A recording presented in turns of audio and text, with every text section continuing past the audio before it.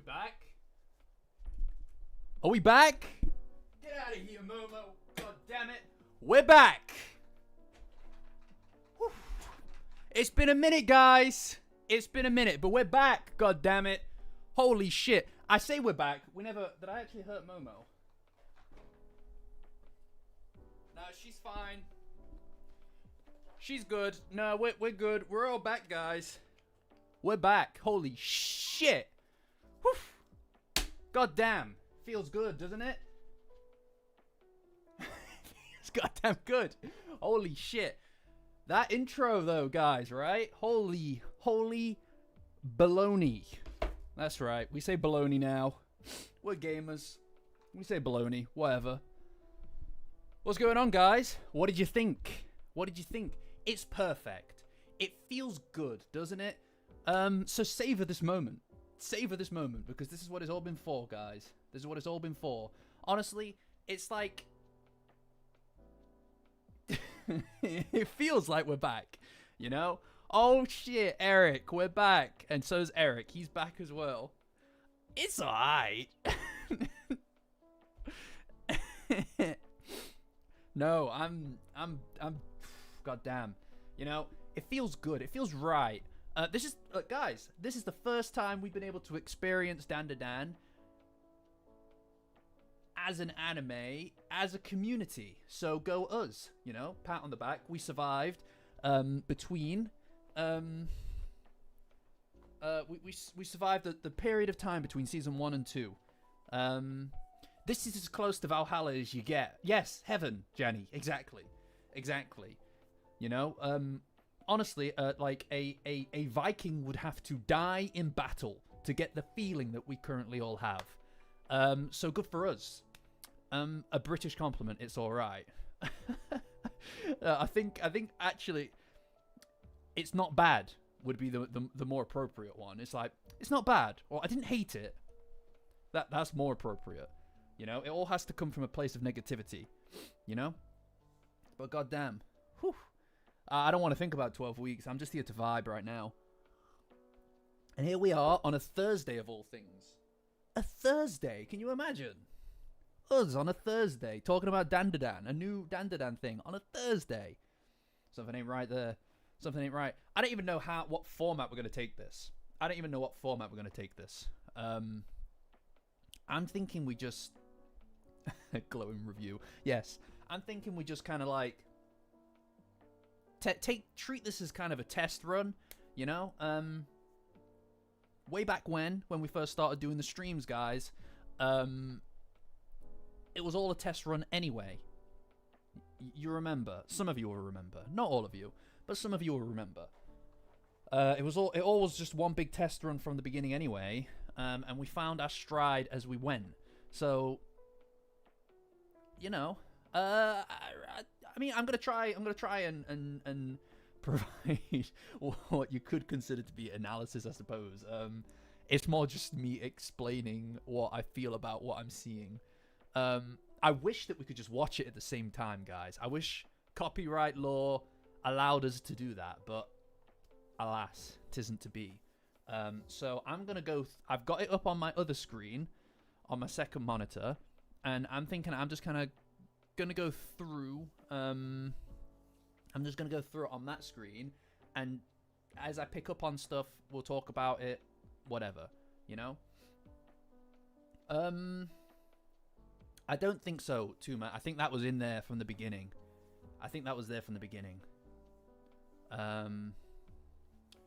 Yes, to be honest, I think the lion's share of this stream is going to be taken up by the new OP and ED, just because they're so good. They're so good. God damn, man. Oh my lord, it's so good. I love the OP, guys. I love the OP so much. It was so brilliant. Yeah, I mean, it's. I didn't cry.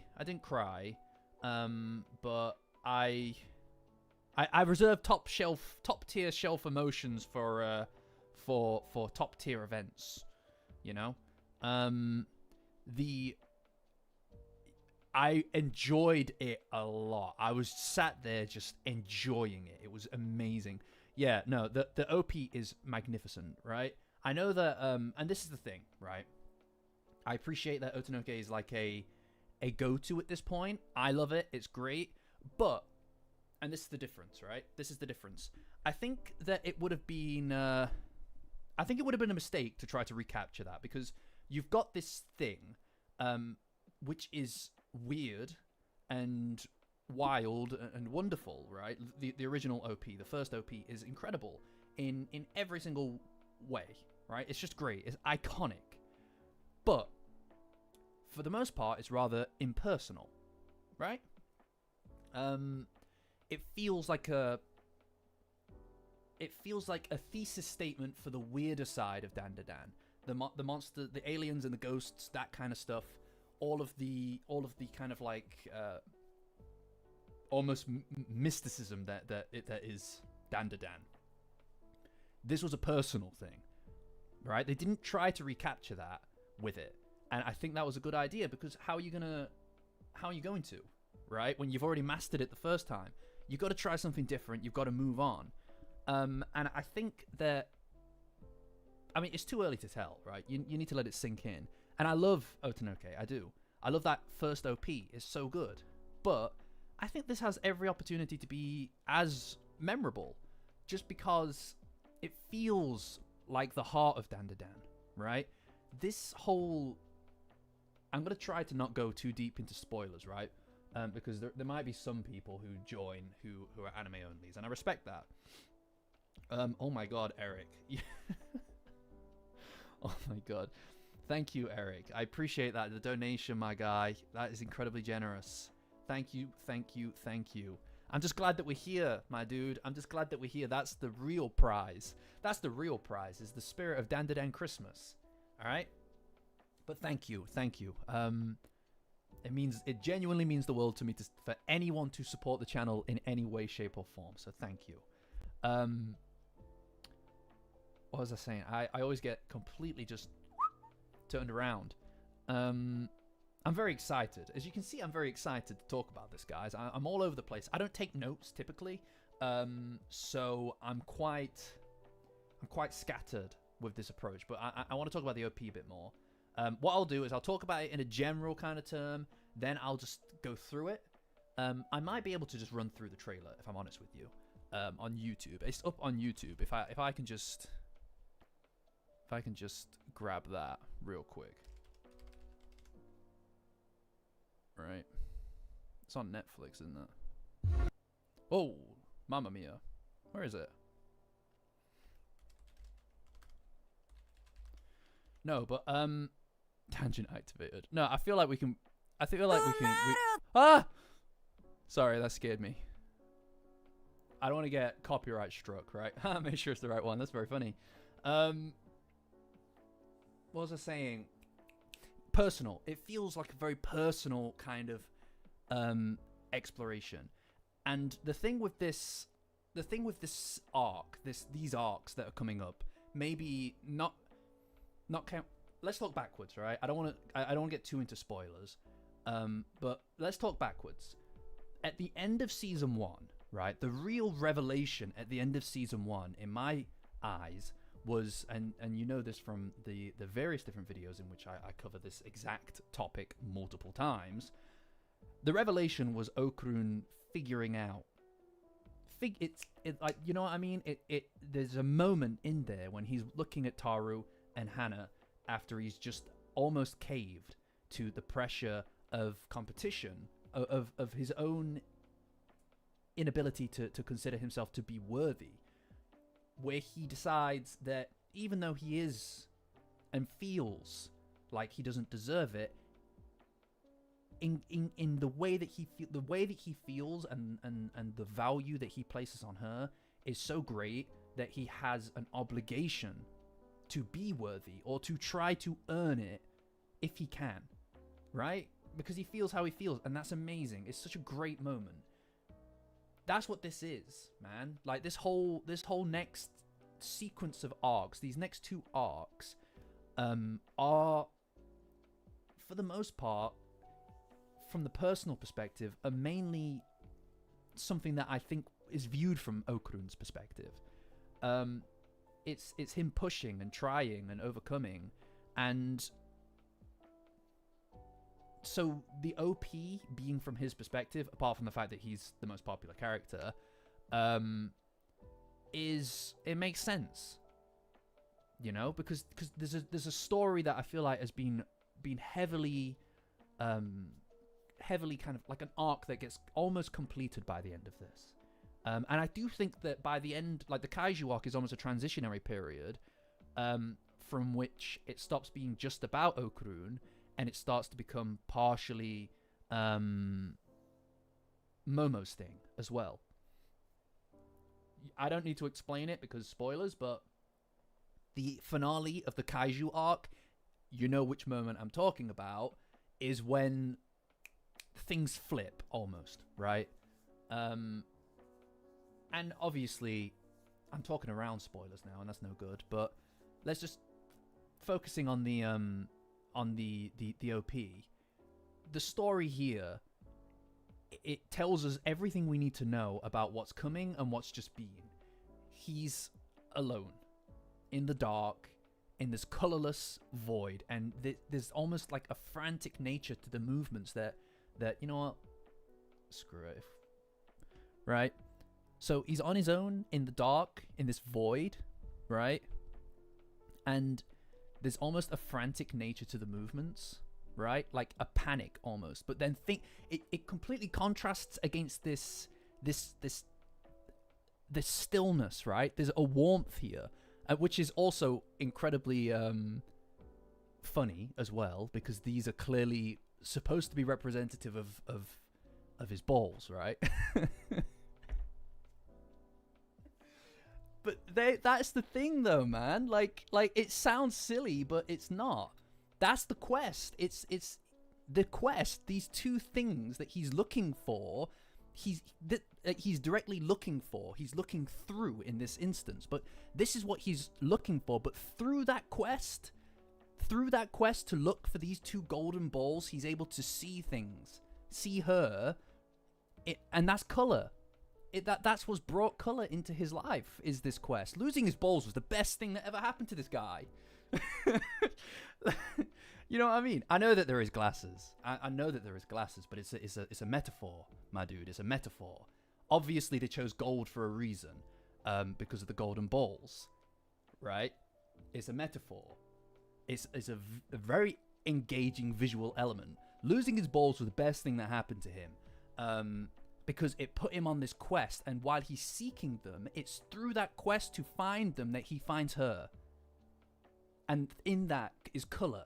In this world that's so grey and colorless, he finds color, a reason. And the song is about being on the way, right? It's seeking, it's searching, and he is doing that here. He doesn't know what he's looking for, but by the end of the actual thing, he's able to find that. And it's so cool. It's such a... This is... Oh, boy. You know? You want to find your girl? Guys, here's some advice. You want to find your girl?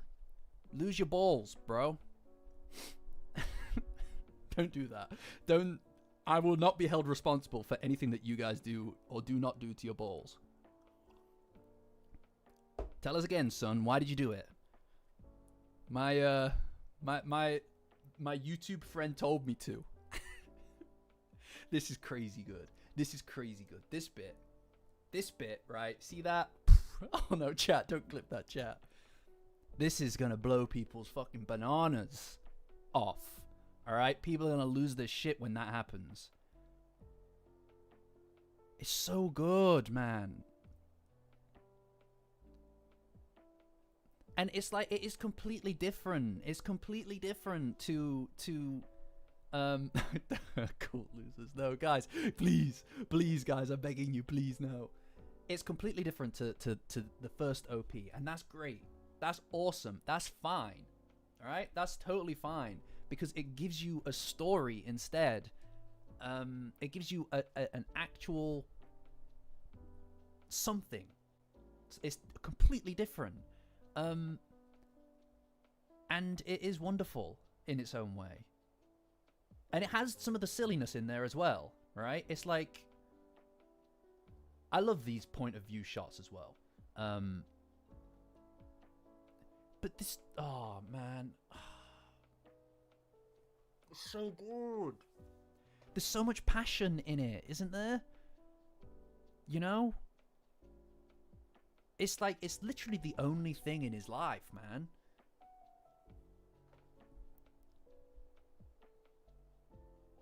Look, and that's, that, you want your silliness or your kind of more classic Dandadan style, it's in there as well, right? Like, this is not particularly different. This isn't particularly different from the first OP and how it introduced the characters and stuff. But I also... That's a good catch, Jenny. Quite possibly. That's a good point. The background shapes are...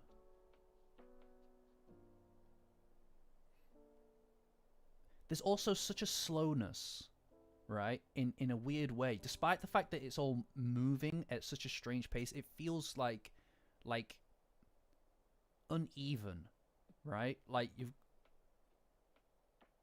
It's just a very desperate kind of thing. Oh, you sent something in the Discord. By the way, guys, anybody who's not there, Discord link. We've got a great community for Dandadan. We've been pretty much exploding today over this. And, yeah, Patreon link in the description. Join as a free member, and you can get access to the Discord. Best place on the internet for Dandadan, guys, and we're putting that to the test right now. We're going crazy with it. It's the place to be, guys. Like, honestly, it elevates this experience for everybody. You know? He got that dog in him. Peachmo. Interesting. He got that dog in him.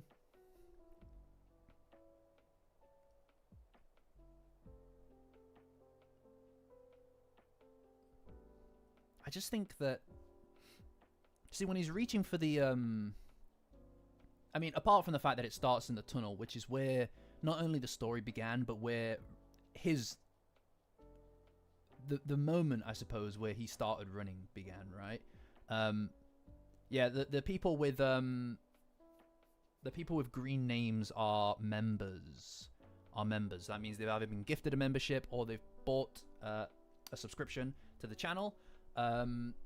Incredible people, guys. Anybody with a membership, thank you, thank you, thank you. Anybody who's bought anybody else a membership, also thank you.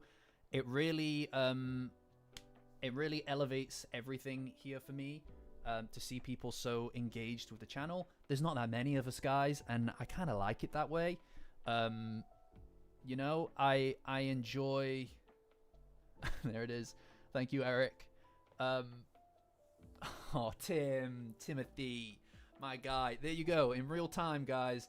He's throwing roses. What a guy. It's incredible. Thank you. No, like I said, there's not that many of us, guys, but I enjoy being able to share this with the few of us that are here. It says there are 30 of you guys here right now. If that is the case, thank you all. Honestly, it's wonderful. It's wonderful. And I can't wait to keep experiencing this with you guys, because everything's temporary, guys. Blissy. Oh, my Lord, guys. Oh, I don't know how to take these incredible gifts, guys. Thank you very much. Thank you very much. Like, genuinely. Oh, look, Hugo got one. There you go. There you go. Perfect. That is perfect. You can't write it.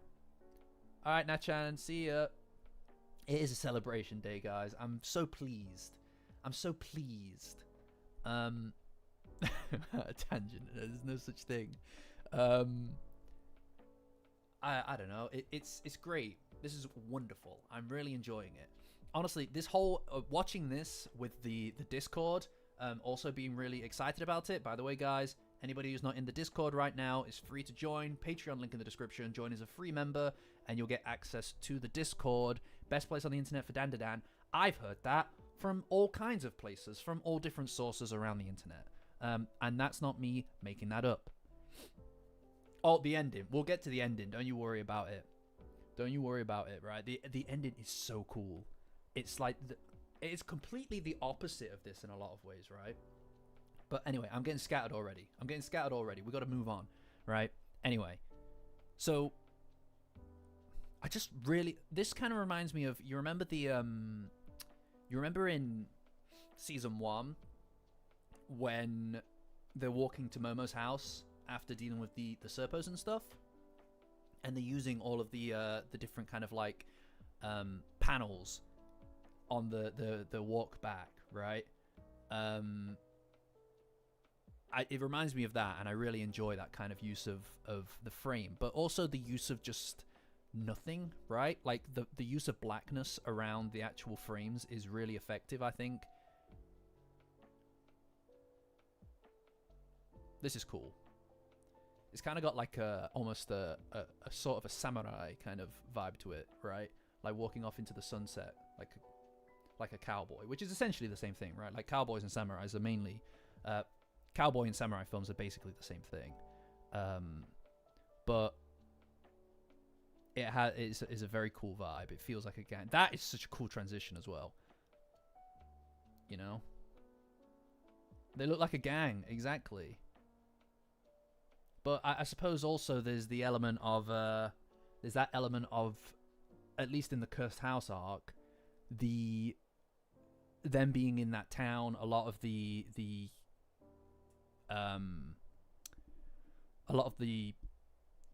cinematic kind of like direction that was chosen for that was heavily inspired by classic Japanese cinema, right? Like, you know, walking like kind of like a Yojimbo kind of thing, right?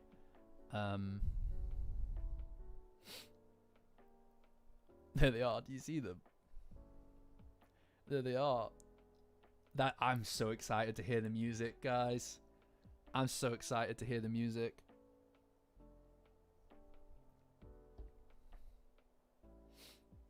There's definitely gonna be it's definitely gonna end in the Kaiju arc. It's definitely going to end in the Kaiju arc because you'll see when they're running later on, you can see it in the background. But this is the bit where it really takes off, right? So obviously he's looking, and then in this literal kind of void of color, right? Surrounded by all these different shimmering lights and color, completely different to the world that he lives in. It is alien in and of itself, right? It's something that he couldn't even... Like, how can you even comprehend these colors when you live like he does? And that's what he was reaching for the whole time. That's what he was looking for. He didn't even know it until he saw it. And then as soon as they hold hands, right? As soon as they hold hands, it just... They're both in color. They're both in the same color, which is beautiful. In a lot of ways, he kind of offsets the color in her life by bringing a bit of direction to it. Because here, it's just pulsating on its own. It's uncontrollable in a way. And then they balance each other out. You know? Because this is a lot more of a kind of neutral sort of color. Right? And it's not even just that. Yeah, exactly, Blissy. It's kind of like, it balances itself out perfectly, which is exactly what they should be doing.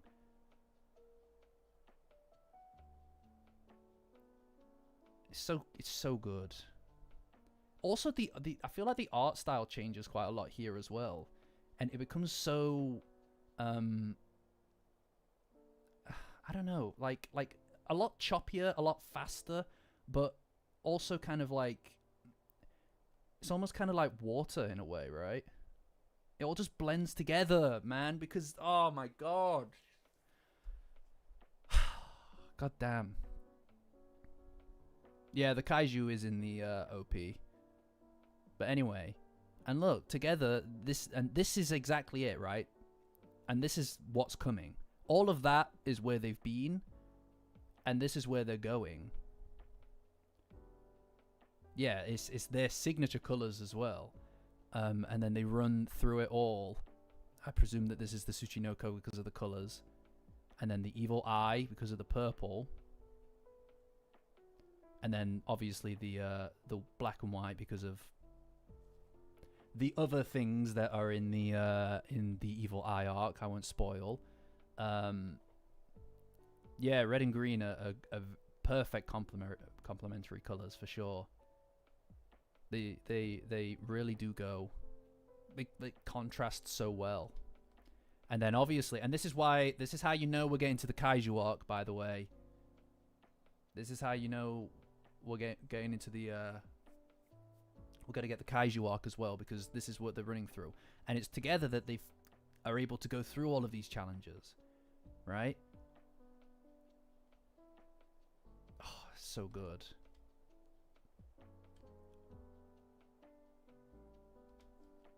God damn, man. Damn it! God damn, son. Holy shit. SFR. Is that me? Is that me? Yeah, I'm good, man. I'm just excited. As you can probably tell. I've also been neglecting chat. Sorry, guys. But yeah, no, they. So this is how you can know exactly where the season's going to go. All right. But yeah, look, and then obviously, like I said, the Kaiju arc as well. It's beautiful. It really is. It really is amazing. God damn, man. It's so good. That's okay. That's okay, Ninja. No stress. No stress. But yeah, that's the OP. Like I said, in a lot of ways, guys, it's very different. It's very different from the first season. But I think that's fine, because the first season was... They really should have given it the last note. I don't know why they didn't do that, because that note feels like a final... You know what I mean? It's like that would... It's weird that it just blended straight into the next scene. Whatever, I guess. But the... I don't know. Like, the first OP feels like an introduction into the world of Dandadan, right? This feels like an introduction, or rather a reinsertion into the story, the heart of Dandadan. And it's wonderful. It really is. Because it tells you everything that you need to know about the motivations of... Maybe not everybody, but it's not really everybody that matters across this next three arcs in this season. It's really just the two of them. You know, there's a bit of Gigi in there, yeah, but his motivations are very clear.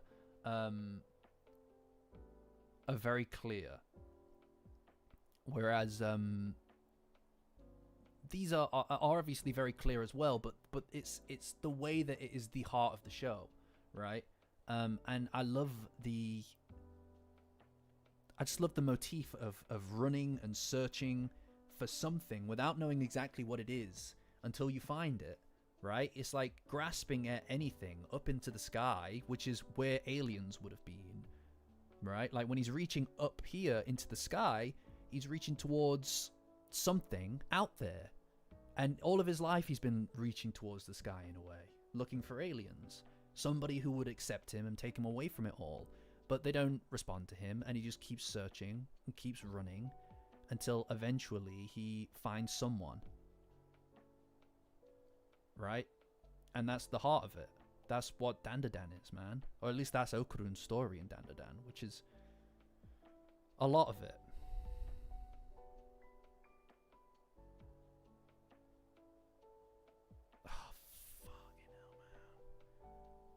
Oh, the phone lines. That's also a good point as well. That's a good point as well. Nice emoji choice. I know, I love the zooming in on the eye as well. Hi there, Lewis. I'm so happy to be back, my dude. I'm so happy to be back. Look at this. I'm sorry if I'm a bit scattered, guys, and I keep going back and forth. I'm just like hyped to shit right now, man. I'm just hyped to shit. Like, this is the thing I was looking forward to, because obviously I went and I saw the movie and everything. So I have seen the 3 episodes coming up, and they're great. I really enjoy them, but this is the new stuff to me, right? Look at this. It's just gorgeous. The art style shifts so much as well. Chat, clip it. Chlap, chlip, chlap. Flap, flip, flop. Yeah, it does remind me of that Spirited Away scene as well. It's a really good point. I think that people who think that it needs to be adults and not high schoolers are missing the point of a lot of anime of this kind. Like, I appreciate what they're saying, but if you're an adult, there is a presumption, at least, that you would have a bit more social experience. A lot of the ineptitude is forgivable because they are teenagers.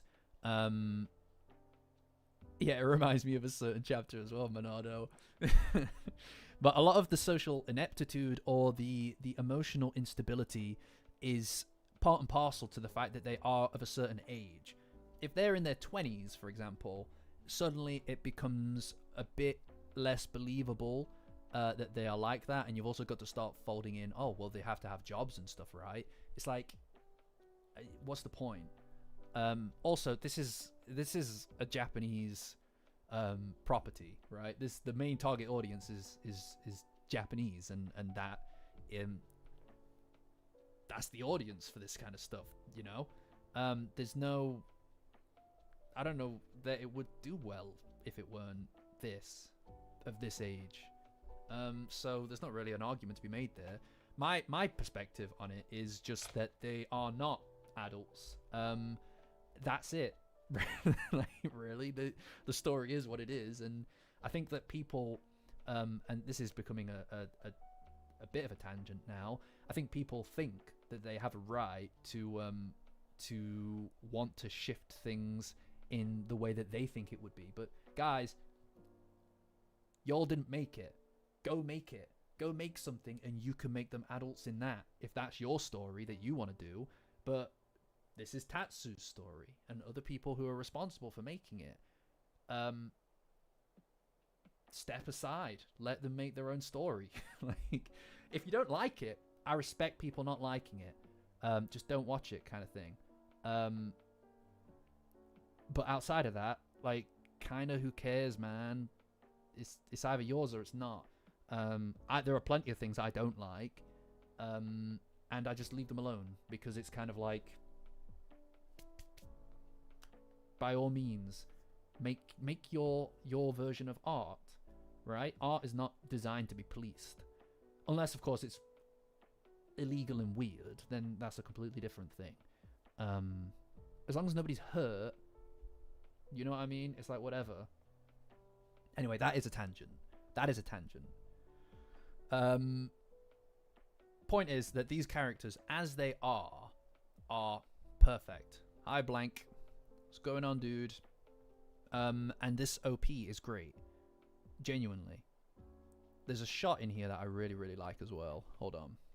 That is so good. Oh, that is a perfect shot, isn't it? Sorry, the news just popped up there. I know none of us want to see that.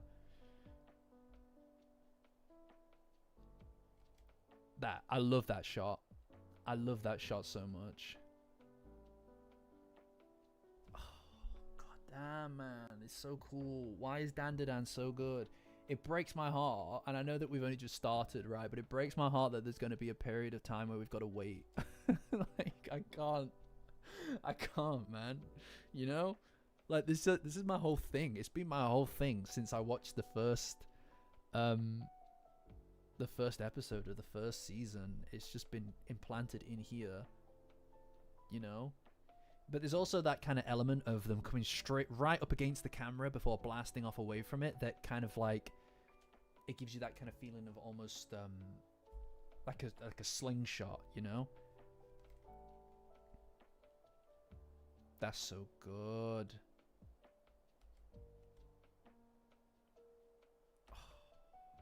God damn. Oh. Okay, right. We're gonna move on to the ED. Right. Now this is great as well, right? Okay. Look at that. It's so cute. Now, what I really like about this, guys, is it feels like they're having fun with it. You know, that first one is very serious and it's very emotionally driven. In that you're watching it and sorry guys. In that you're watching it and it's very much like you're emotionally invested in what's happening in a way that's like, you know, not negative exactly, but you're passionate in a sense where you're you know, you want the guy to get his girl, bro, you know? But this is fun. This is about everybody, and it's not just about Okurun. The OP is very much about Okurun, and that's fine, because in a lot of ways, at least the first half of Dandadan, he goes through the most consequential changes across his character, in a way that's slightly more obvious than the ones that Momo goes through, but it's different, you know.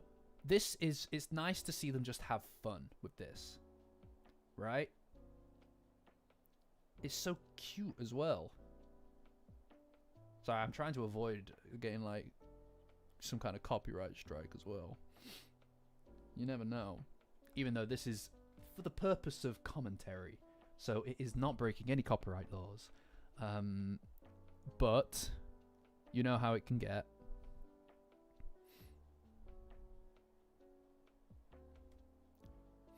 Yeah. The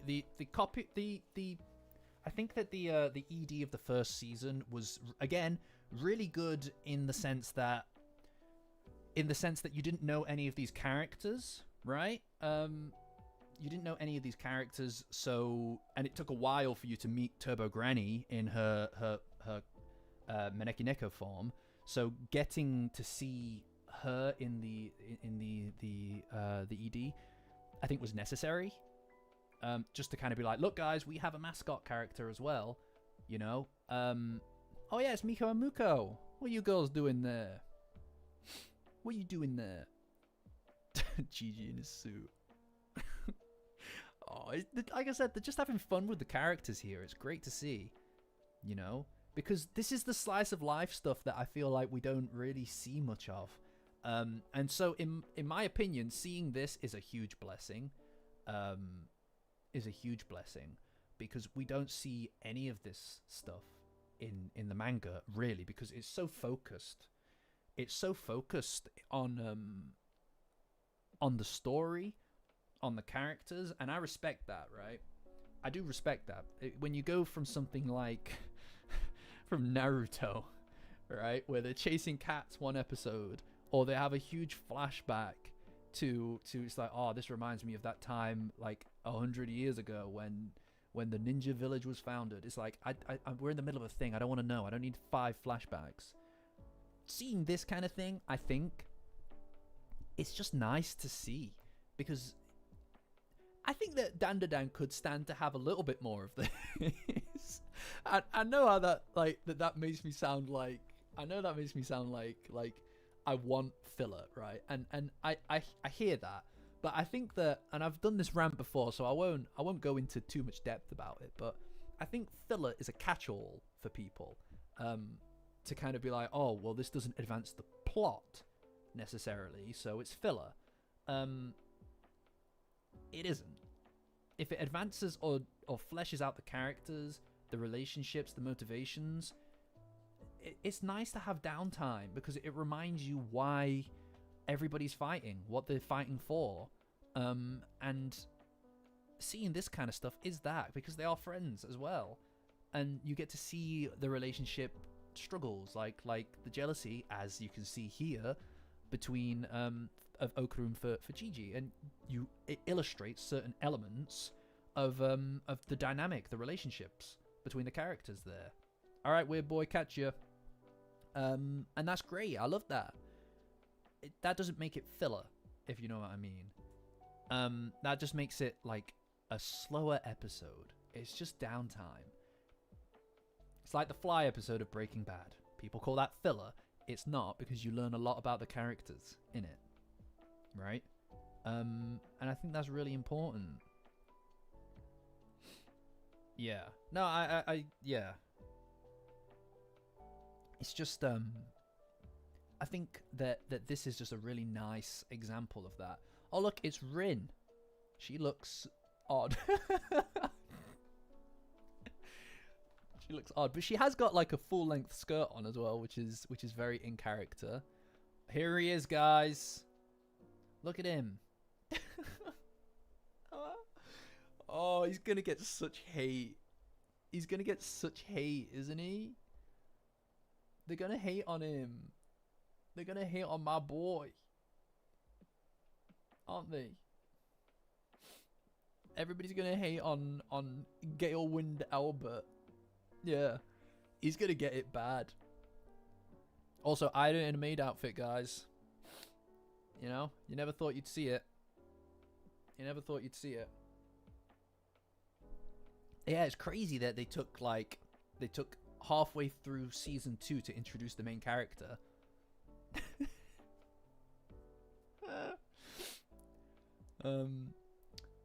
Categorically. Yes, anybody who's not in the Discord, guys, anybody who's not in the Discord, we've been going pretty wild, pretty crazy about this newest episode, and we're going to be doing that every week, presumably, until it's over for the next 12 weeks. Patreon link in the description. Join as a free member, guys, and you'll get access to the Discord. It's the best place on the internet for Dandadan. I've heard that. You've heard that. People have told me that. I've not actually said that at all until this moment, because I heard about that from somebody else that they think is the best place on the internet for Dandadan and lots of other stuff. So, you know, if people are telling me it, then it can't be wrong. Then it can't be wrong. Anyway, point is that, yes, he's going to get a lot of hate. There he is, Taru, my boy. Oh, look, it's Turbo Granny and Psycho. Manjiro, man, I appreciate Manjiro, right? I do, but goddamn, he's ugly. I'm sorry, right? But dude ain't, you know what I mean? He's not in his pre-girl era. That's all I'm saying. Suit Psycho, yeah, I'm all for it. I'm all for it. I get that, but like, this is like, you know what I mean? Like, he could. I do like his jumpsuit, his Game of Death jumpsuit, right? Like, I do appreciate a Bruce Lee reference. Looking too good. Hey, look, I mean, it's too obvious at this point, right? I don't want to get too into it. We've been there before, you know, Jin, everybody, we've been here before. All right, we don't need to go back down that lane. Oh, look. Oh, no, come back. Look at him. Oh shit. Oh, this stuff is like absolutely just this stuff is absolutely just banging, by the way. Like, I just want to watch this. Look at how it goes. Look at it go. Right? Oh my lord. God damn. The style is so interesting here as well. This is like as Dandadan as it gets, guys. This is as Dandadan as it gets. It's so weird. You know how you get like in the in the volumes, you get the characters in various different outfits where they're absolutely just dripping, right? This is that. This is that equivalent of that. It's just like, okay, now I'm going to make my characters dance, right? Look at him go! Look at him go! Look at him doing the balls. He's doing the balls dance. Look, he's doing the balls dance. He's doing the balls dance. He's just like, where are they? I don't know, but I'm having fun with it, so that's fine. He just did it again. Look at him.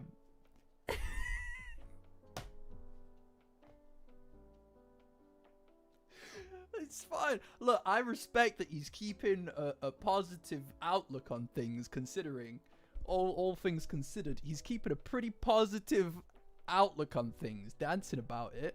Hell yeah. Do the ball dance. That's the new thing, by the way, guys, okay? That's our new thing, is you do the ball dance. Look at Ida. She's so cool. He's doing the same dance too. Oh my god. No! Oh no!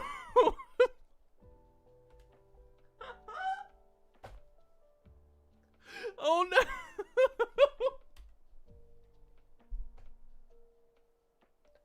Ain't no way that's how people are gonna be introduced to him. Look at him! Oh no! Oh, look at that. That's kind of spooky, isn't it? Look at him. He's the GOAT. He's the best. Guys. You don't see it yet. I didn't see it at first, guys.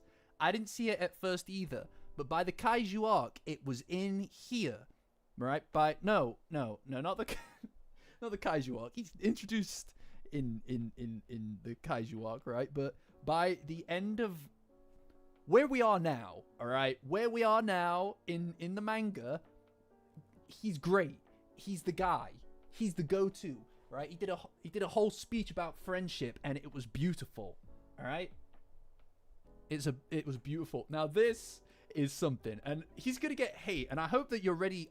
Guys, round here we respect Kinta. All right. I need you guys to know this. Round here we respect Kinta. I very well might have to do a defense of Kinta video by the end of this. We respect him around these parts. And it's important for you guys to know that over the next few years, between season 2 and 3, we're going to have to defend our boy. We're going to have to stand up for our boy, god damn it. All right? And I expect you people to die in the front line for this man. All right? Okay? And if anybody wants to join the Temple of Kinta, Patreon link in the description. Join as a free member. You'll get access to the Discord. That's where the temple lives. Okay, boys? Okay, girls? Everything else around that and in between. Join the Discord. All right? We need you. We need you. We can win and not die if you're boring. Some of you are going to die. Some of you are going to die. And that's fine. All right? That's fine. You're doing it in service of something. But, sorry, I got very passionate there. It's, you know what I mean? It's Kinta. Okay? All right? Now, again, look at him. He's got the worst moves out of everyone, too. Look at everybody go for it. Look at everybody absolutely killing it here. Absolutely killing it. Tearing up the dance floor. And then my boy Kinta jumps in, and he's just like, I don't know what he's doing. He's just walking.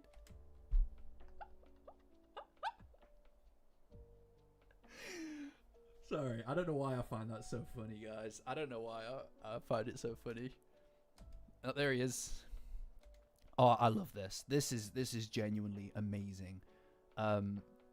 It's great to It's great that the OP was so focused on Okurun, and the ED, it feels like, is a bit more Momo focused. And I love this. This is just wonderful. It's just amazing. I don't even really know what there is to say about it. It's just so good.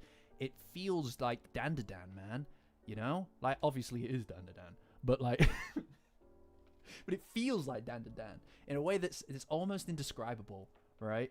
It's got the weirdness. It's got the heart to it. It's got the character in there, right? Like, obviously, it's owning the weirdness.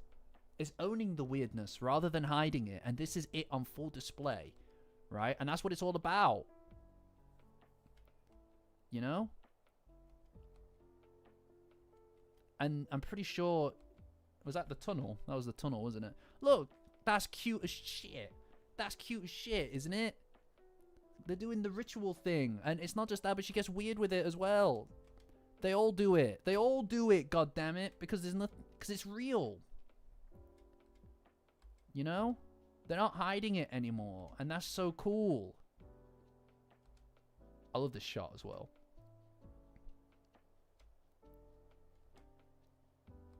Look at him. It's so good. I also love the art style here as well. This show is so involved with its music as well. Like, it doesn't hide or shy away from it. It's so central. And you'll see that in the Evil Eye arc, obviously, is that the music is so entwined. Is so entwined with everything. And I think that this ED does something that... It does something that we maybe didn't really get a lot of from the manga. And it shows us that these guys are friends, right? Like, they are friends. It's not until the Evil Eye arc that we even really see that. Where they're all just kind of hanging out at the Ayase household. And it's great that they've decided that that's the direction that they wanted to go with this, is showing us all that these guys are a group and that they all care about each other rather than just going like the emotional Momokuru angle, which is obviously the main thing. But it's nice to see it, you know, rather than just infer it from in between the panels. We don't need to worry about what's in between the panels because it's there in front of us here. This is a better ED than the first season. Although I love the Turbo Granny one, this is better by a margin, I think. And it's more appropriate for where we are in the story, it feels. Because now we know the characters, we actually care about the fact that Gigi's dancing, Aida's dancing, that Okurun and Momo are dancing together. Yeah, you missed a bit, Ben, but you're going to have to catch it on the VOD. You're going to catch it on the VOD, my dude. And it's just, it's like a celebration of Dandadan and where we are and all the characters. Look at that. It's so cute, man.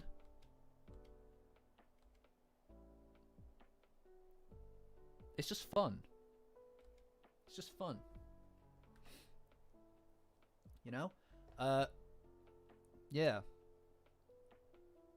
But, guys, look, we're talking about this all the time. Patreon link in the description to join Discord. You can join as a free member. Just need to be a free member on Patreon, guys, and you get access to the Discord. It's the best place on the internet for Dandadan. I don't know what else to say beyond that. Right? That's as good as it gets. It's as good as it gets. Yeah, no. So we haven't actually talked about the actual episode. We've just talked about the OP and the ED so far, guys.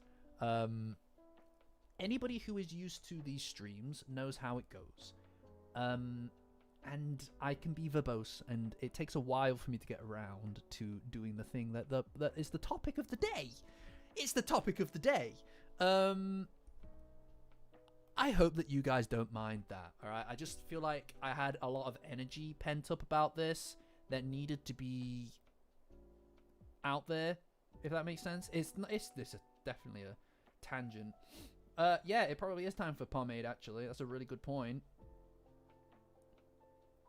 That's a really good point. I didn't even really think about it because it's so unusual to be doing a second stream like this. But it is important. I don't know how to turn off streamer mode on Discord, which is how I know who is at what role. Oh my god, how do I do it? I don't know how to turn off streamer mode, guys. Discord has forsaken me.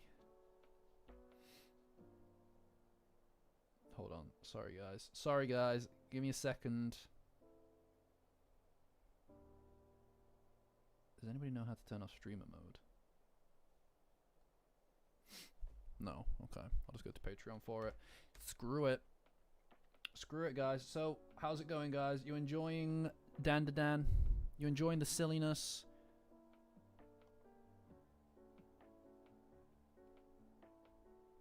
You enjoying the silliness, guys? Oh my god, this is... I need to write these down or something. It's just it changes so frequently. Paid members.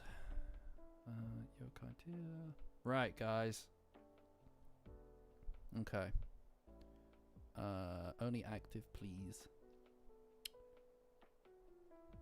Oh. Right. Okay, guys. Enable off. I don't know where it is. Setting sector, streamer mode.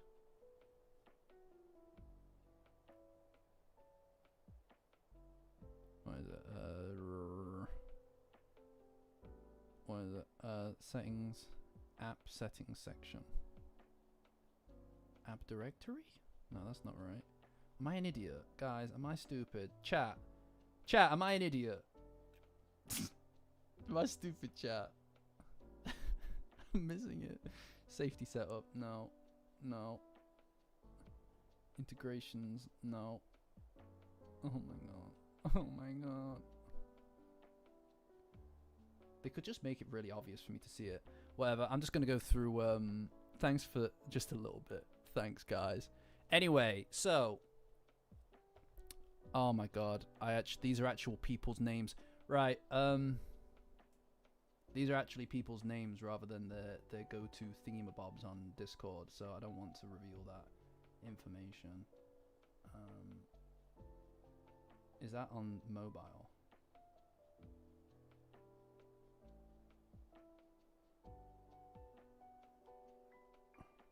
Fuck me, man. There it is.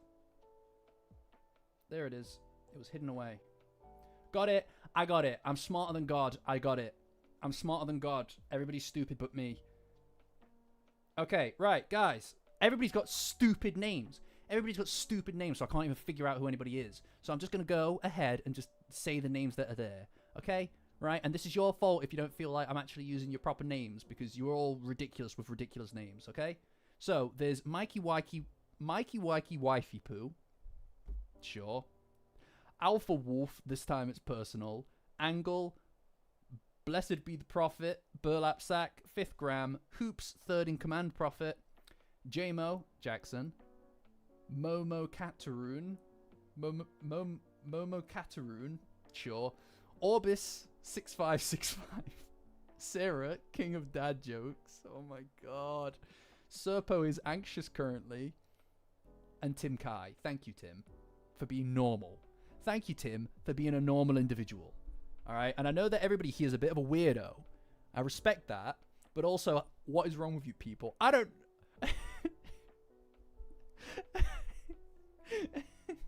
You are my people. You're my court jesters, but you are court jesters. So please do not forget it. So if you want to join the Discord, Patreon link in the description. Join my Patreon as a free member, and then it's a pinned post on my profile is the access to the Discord. Best place on the internet for Dandadan, or so I'm told, guys. So I'm told. Sai, could you please join the Discord? Very good. Seiko, right? Very funny. Right. So I am going to I suppose I'm going to go through this chapter in some description, right? I don't really know how is best to do this. I'm not going to be like referencing exactly bit by bit, like scene by scene, like we do in the manga, because I can't show you it. It's hard for you guys to follow what I'm doing because I'm pausing it all the time. I'm just going to kind of like scan through it and go scene by scene and just kind of talk about it a bit, right? So, first off, right, guys, right at the beginning, in fact, is there any, you want to do music? Nah, just keep the same music. You give them a bad name. You're all ridiculous people. You're all ridiculous people. I can't believe you're all named such ridiculous things. What a strange collaboration of weirdos that I've accumulated, right? I love you all, right? I do. I genuinely do. But goddamn, you're strange, guys. God damn it, you're strange. Anyway, I had to get that off my chest. All right? Did I say Ida Shiratori? Were you on there, support? I don't even know whose names I'm saying anymore because it's... you're not yokai today. I'm sorry that you're not yokai today.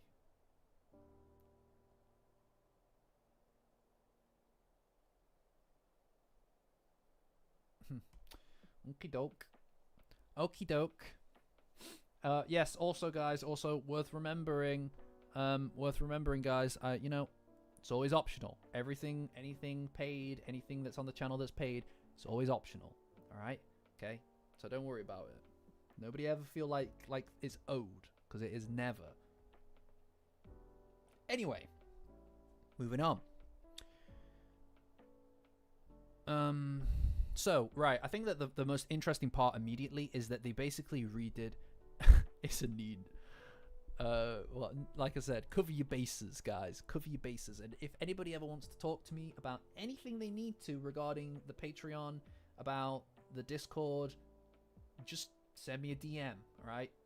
It's always between the us, okay? Anyway, the hot springs, right? I love that they redid this whole sequence. It's so much creepier. It's much more intimidating. It feels more predatory in nature, right? Like the eyes are glowing, and it's much creepier. It feels like more like a horror thing. And even the angle on Momo when it immediately cuts to her, it has an almost fisheye lens kind of quality to it. It's just, and also the Dutch angle, obviously, it lends itself to feeling very unnerved. The amount of steam around her also kind of feels like you're in a swamp almost, right? Which lends itself to that kind of gator-like element. Everything about it is more intimidating, and it's pretty creepy. It's pretty creepy, you know? Are they human? Well, we don't need to. I mean, 6 new Discord members. Do we actually get 6?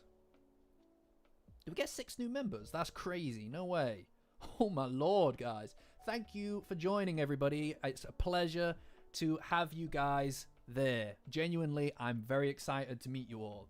Right? I'm in there all the time. Probably too much. But it's very exciting. All right? Obviously, as long as everybody follows the rules and everybody is kind to each other, there's nothing better. There's nothing better. Honestly, it is an incredible place. We've only been there for a few months now. It's probably more like 6 months, actually. Half a year, almost. But it's wonderful. It is really wonderful. Anyway, it feels creepier. But what I also really like about this scene is that when Momo actually throws the guy off, it's not just the hot springs that explode, right? She has an impact on the hot springs exploding. It's her power that sends it flying, and I quite like that because it always felt a bit serendipitous for for it to just happen, for the prophecy to just kind of like happen. She does have a role in it, right? I like the characters have a role in the prophecy happening, but they also have a role in stopping it, you know, as opposed to just being there for events, because it was always a bit confusing about what happened in that scene, in the manga at least.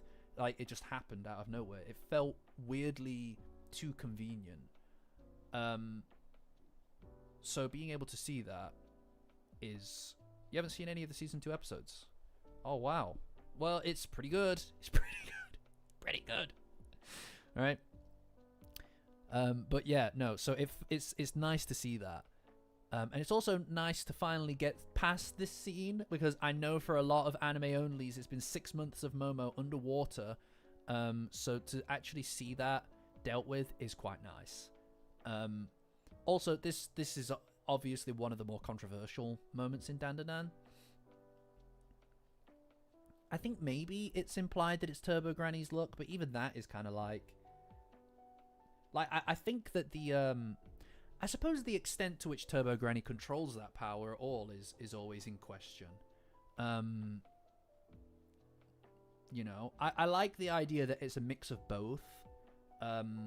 I like the idea that Turbo Granny is responsible for the place falling to pieces, but Momo is the one that's helped save herself out of that situation, right? It gives her a bit more agency and control of the scenario. Obviously, that doesn't mean that she doesn't need help. She does get help. She does need help from Turbo Granny, but it does feel like, at the very least, she has a bit of control over what's happening, right? And then obviously the guy, that first guy, I think that she can't really control her powers super well, right? But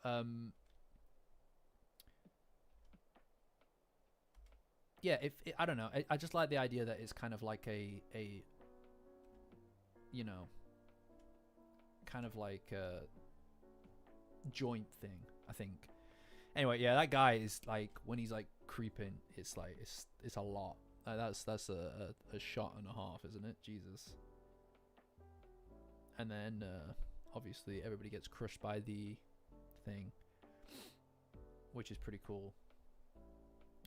I just love that Turbo Granny is fully involved in this arc, because obviously in the beginning of the Cursed House arc, and then the Serpo arc, she's basically not involved at all. She's heavily involved in this half of the Cursed House arc.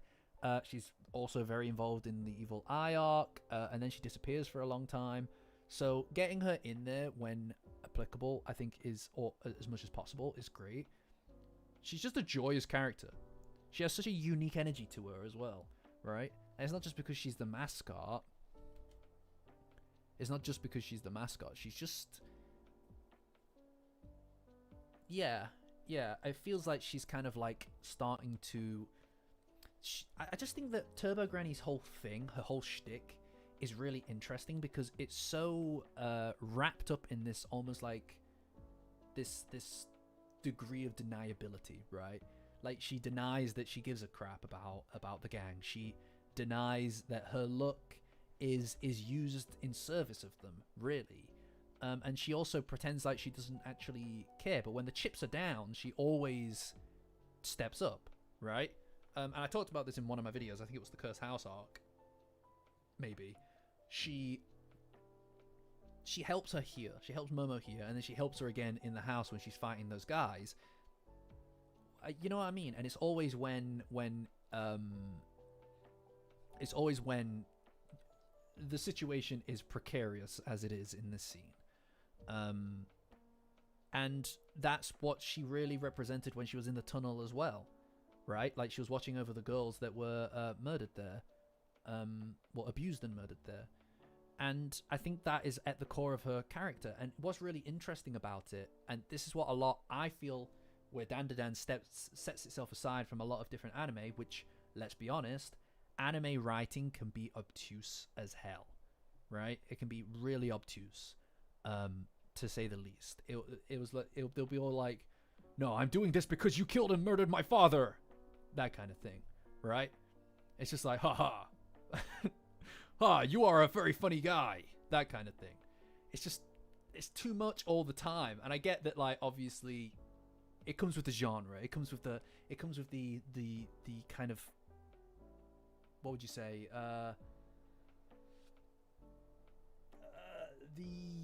there's a word for it, I forget the word. It's one of those things that it comes with the territory, is my point, right? It's a convention of the medium, right? Obtuse meaning too much, right? Like in excessive amounts in this specific context. Overboard. It overdoes it. It's a trope. It's a convention, in a lot of ways, and that's not necessarily a problem, right? I don't have a problem with that necessarily. It's just a lot of yes, exactly. Again, it's fine because that's not the whole point, but this is a character-driven thing for the most part, and they do that so well. The fact that we can sit here and not know precisely whether or not Turbo Granny does actually care enough to put her powers in service of the gang, is nuance, you know, because you have to put it together, and you can put it together. Like as a viewer, you can put it together. It's not hard to put the pieces together, like the dots. It's just it's refreshing, I think, for anime.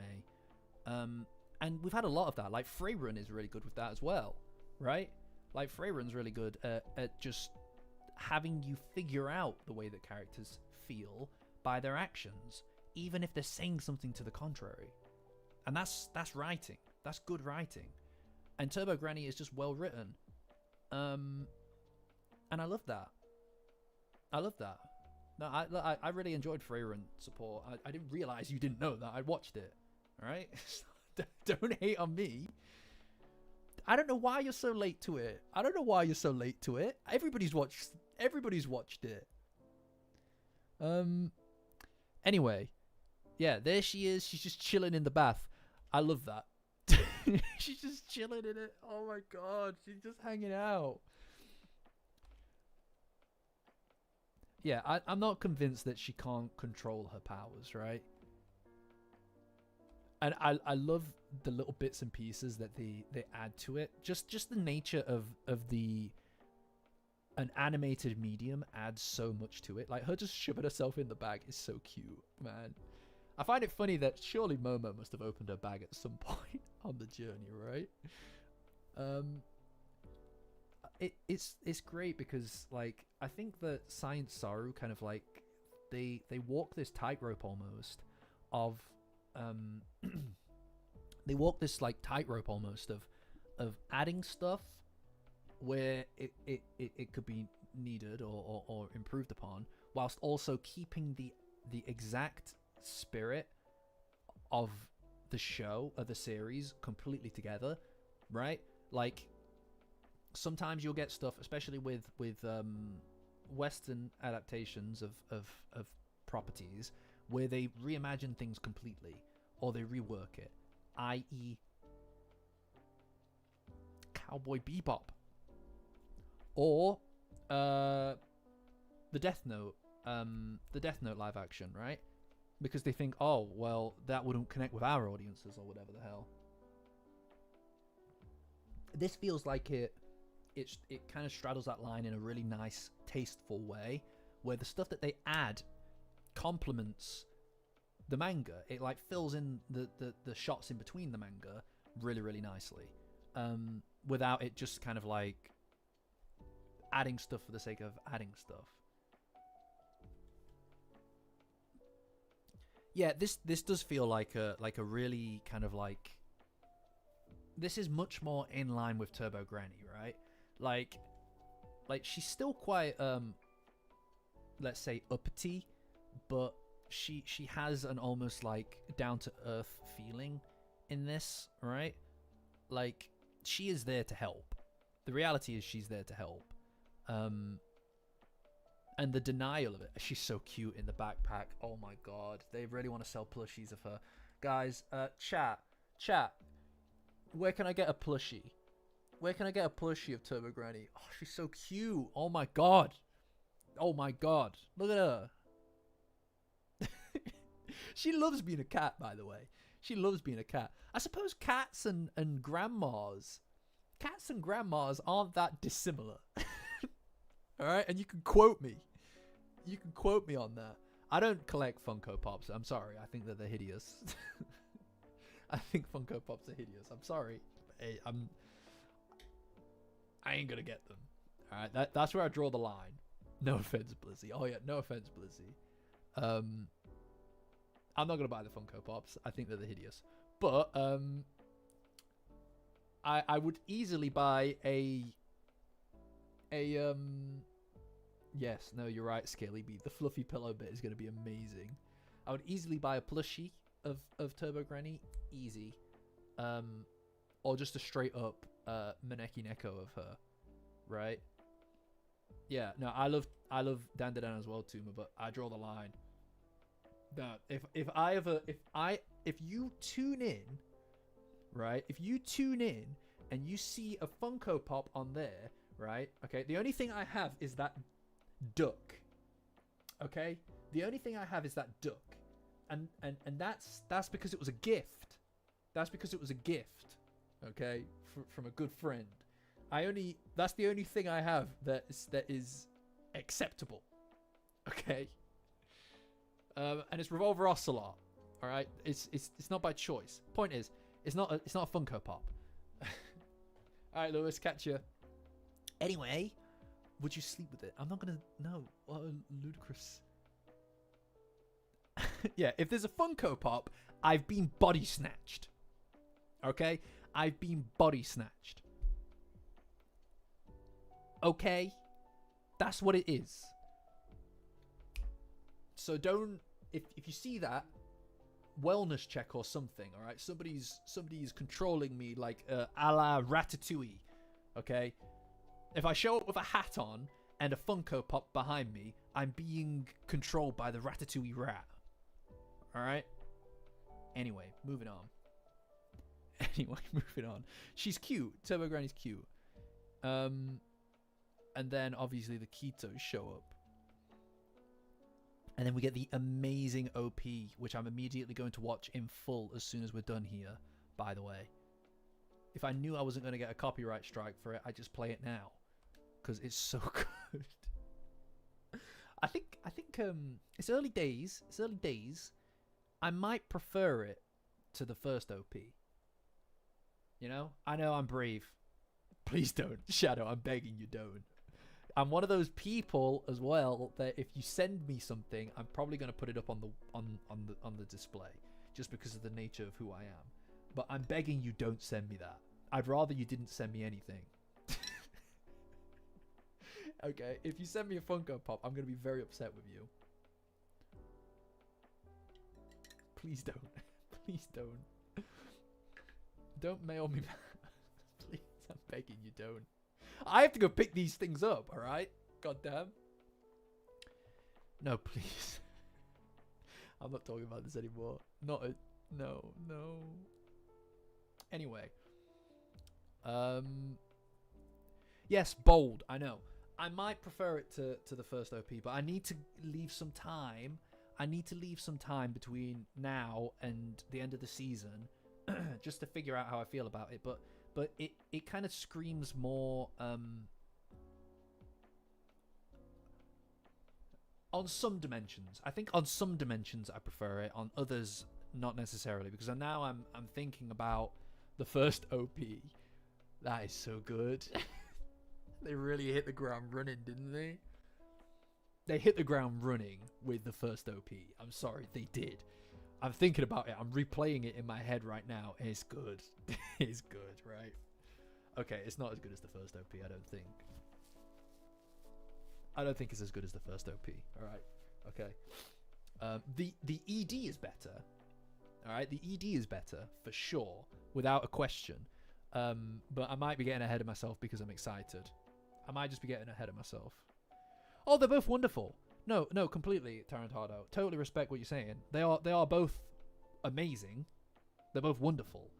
And this is not at the expense of anything. I think that all of it is incredible.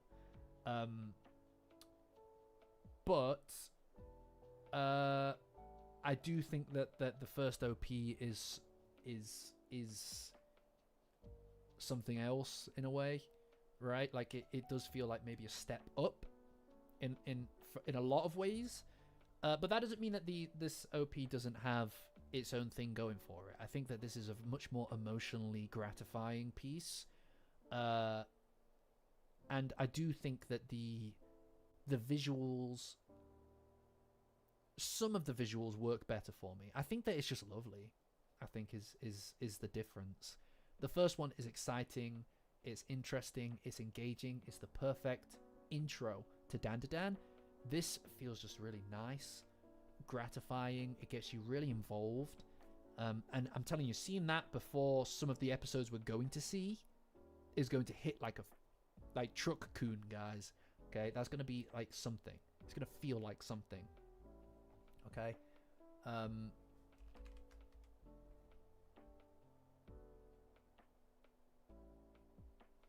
But it is really wonderful.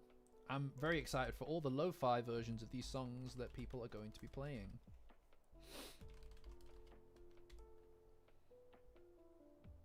Sorry, I'm just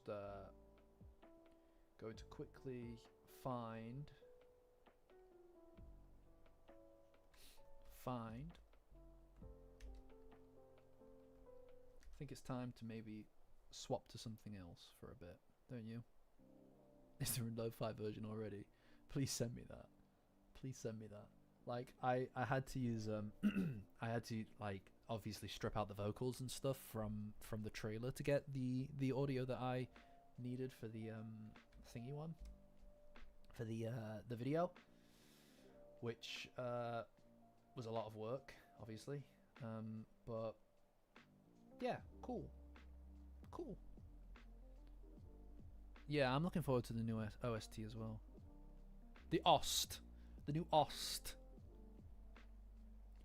But anyway. Yeah, so the Ketos. I always find this scene absolutely bizarre because they are horrific creatures, right? Also, right, a gun. A straight up gun, by the way. It's a step up in intensity. She's just like, I've got this gun, by the way, and I will shoot you with it, knowing full well she doesn't need it. But she doesn't need a gun. She's a monster creature. She could just rip your head off. A gun? Really? A gun that we never see again. She's just like, by the way, I could shoot you. I could shoot you in the head right now. Easy peasy, any day of the week. And then Gigi's like, please don't. He's really calm under the pressure of this. Oh, actually, guys, that reminds me. You know, there's a moment in here where Gigi is Okarun's being questioned about being Gigi's friend about the football team, the footy team. And he's all like, Man U, me beloved West Ham. But please don't. Could you point that not at me? But there's a moment where Gigi does this thing, and his hands move around, but his arms don't. I need a sticker of that on the Discord. Anybody who's not in the Discord, by the way, guys, Patreon link in the description. Join as a free member, and you get access to the Discord. Best place on the internet for Dandadan, and a bunch of other stuff as well. It's going to be absolutely popping over the next few weeks. I need a sticker of that. I know I was going to gently roll it on down Blissy's direction, but that is like a perfect sticker gif. I'm telling you, it's amazing. I remember seeing it in the cinema, right, and I was like, boom, that needs to be a gif. That needs to be a gif for us.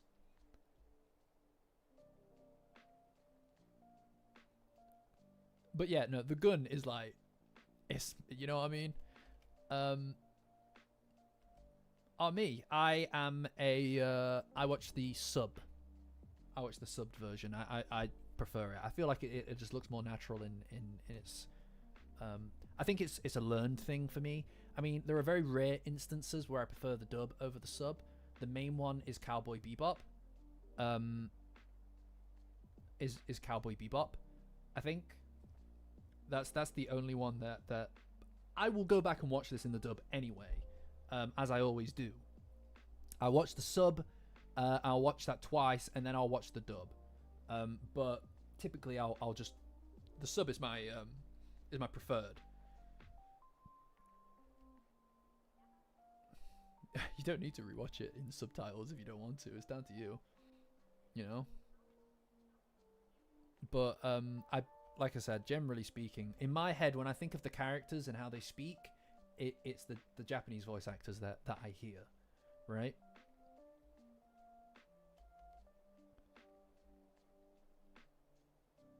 This has a really good dub, to be fair, right? This does have a very good dub. Okay, right, this is important, right? Right, guys, okay? This is actually really important, and I will briefly demonstrate this to you, okay? Right? Hold on.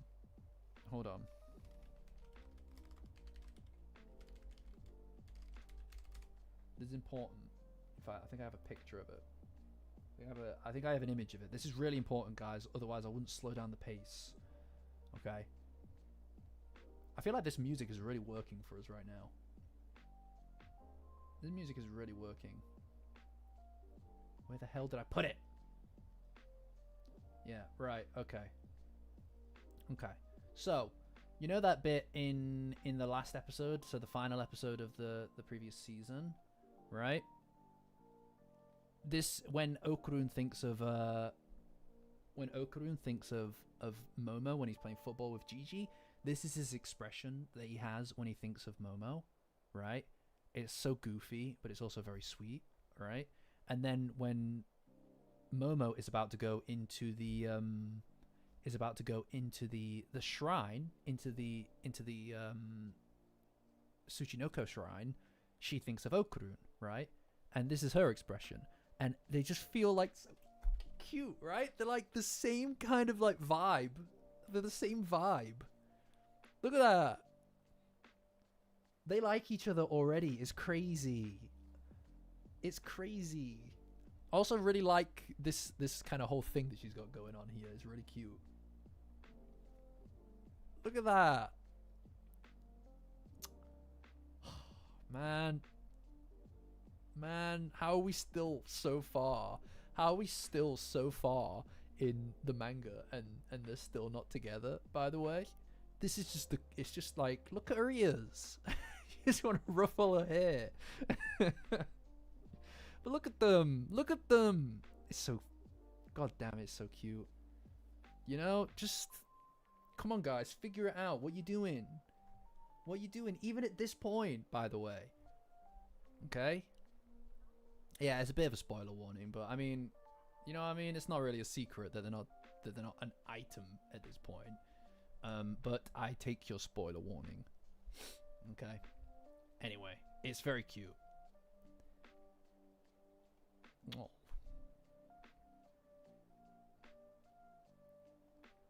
And then obviously there's the whole flashback to the volcano. Yeah, the taxes are gone now. The taxes are gone. I eliminated them. At the end of season 1, at the end of our season 1 as a community, I eliminated all taxes. You know? Debt free. Yeah, you're debt free. You don't need to pay anymore. Any payments have to be by choice now. Anyway. She gets back to the house and obviously they've obviously had their asses handed to them. I've always wondered in that scene, why did Okurun not transform? Right? Why did Okurun not transform? Also, what did they do with their shirts? Why did they take off their shirts? It's a bit strange. I don't really understand. I suppose he did, but again, like what happened there? Yeah, and then the festival. And then Momo's kick. Hell yeah, man. I love her kick. Yeah, Gigi obviously took a hit to the face for sure. Yeah, I just don't know what happened to their shirts. I mean, maybe it's got something to do with the ritual or something like that. Maybe it's got something to do with the ritual. Because these guys obviously brought their loincloths with them, right? They brought their loincloths with them because they've stripped down to it. So it must be like a festival thing. But anyway, I really like this fight scene. I talked about it when I was discussing the Evil Eye movie. I discussed it after the Evil Eye movie as well. But this fight scene kind of has almost Cowboy Bebop vibes to it. Just the way that it's kind of animated. It feels just like quite a rough fight, you know, especially when she's just kind of clearing house. The kicks are so cool. I love that the way that the camera just moves with her body as she kicks, and it swaps sides, right? Like she's she's justified to the right, and then she does her sweep kick around, like the roundhouse kick, and hits him in the in the head, and then it kind of like moves with it, and I think that's so cool. It adds a lot of energy to the scene. Oh yeah, and then obviously Turbo Granny shows back up again, kicks that guy in the nuts, quite right.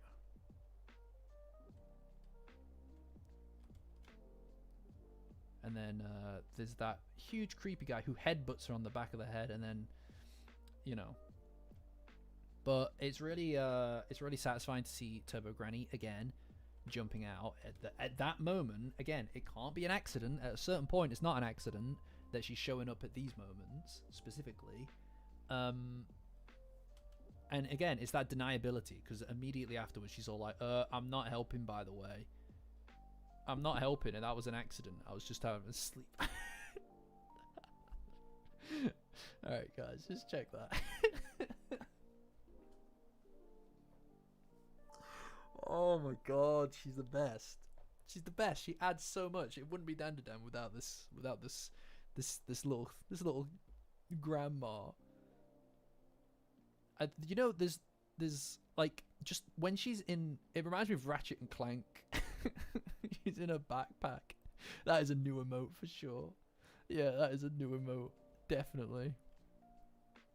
Then obviously Nakikito jumps in and starts clearing house.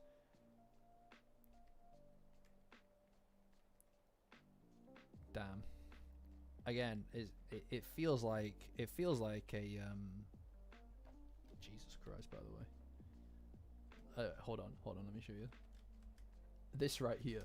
This is, you know when some of you might know when I was playing you know when you get scared playing a game and your feet tense up a bit? That was me. This was me playing Visage.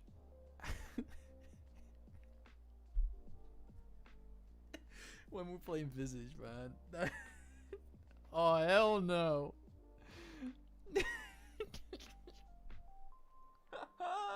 So veiny, oh my lord. Oh good god. She's drawing power from her feet. God damn, that's scary. Ain't no way. That's a callback. That's a callback. I really like when they're in. She had the dogs out. You guys don't know this, but I currently have the dogs out. I do the streams with barefoot.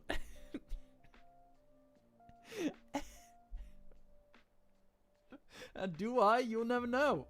You don't know. You don't know if I do or don't. I do. I absolutely do. No, my feet are exactly like that right there. It's just, you know.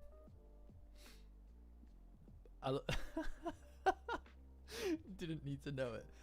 Well, I mean, what can I say? You know, it's freeing.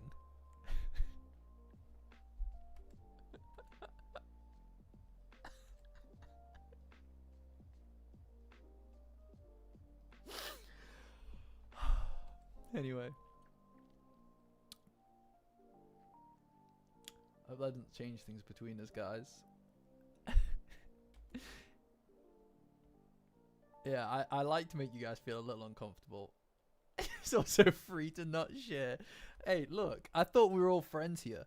Anyway, when Momo's getting this whole like spiel from Nakikito, Turbo Granny's just kind of looking around. She's like, what the hell is this place? It's just, that's like the most cat behavior ever, isn't it?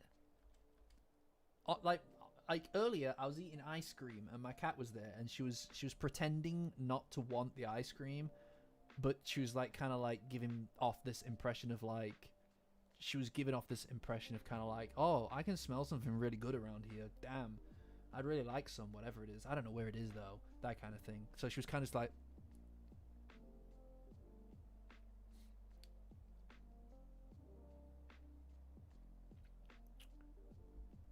it's that kind of vibe, right? She's just kind of looking around. She's like, what the hell is this?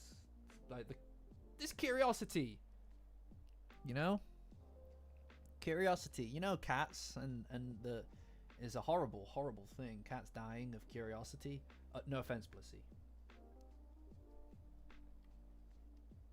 But she's just kind of like looking around.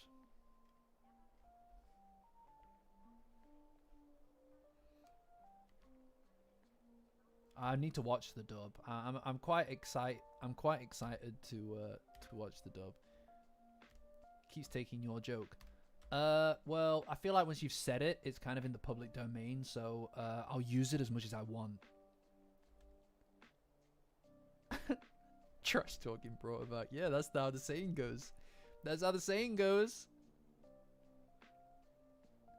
Anyway, the floor just starts to crumble in, right?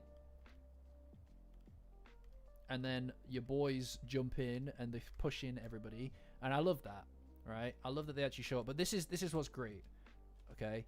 I don't know if it's Gigi or Okrun that says it. Oh yeah.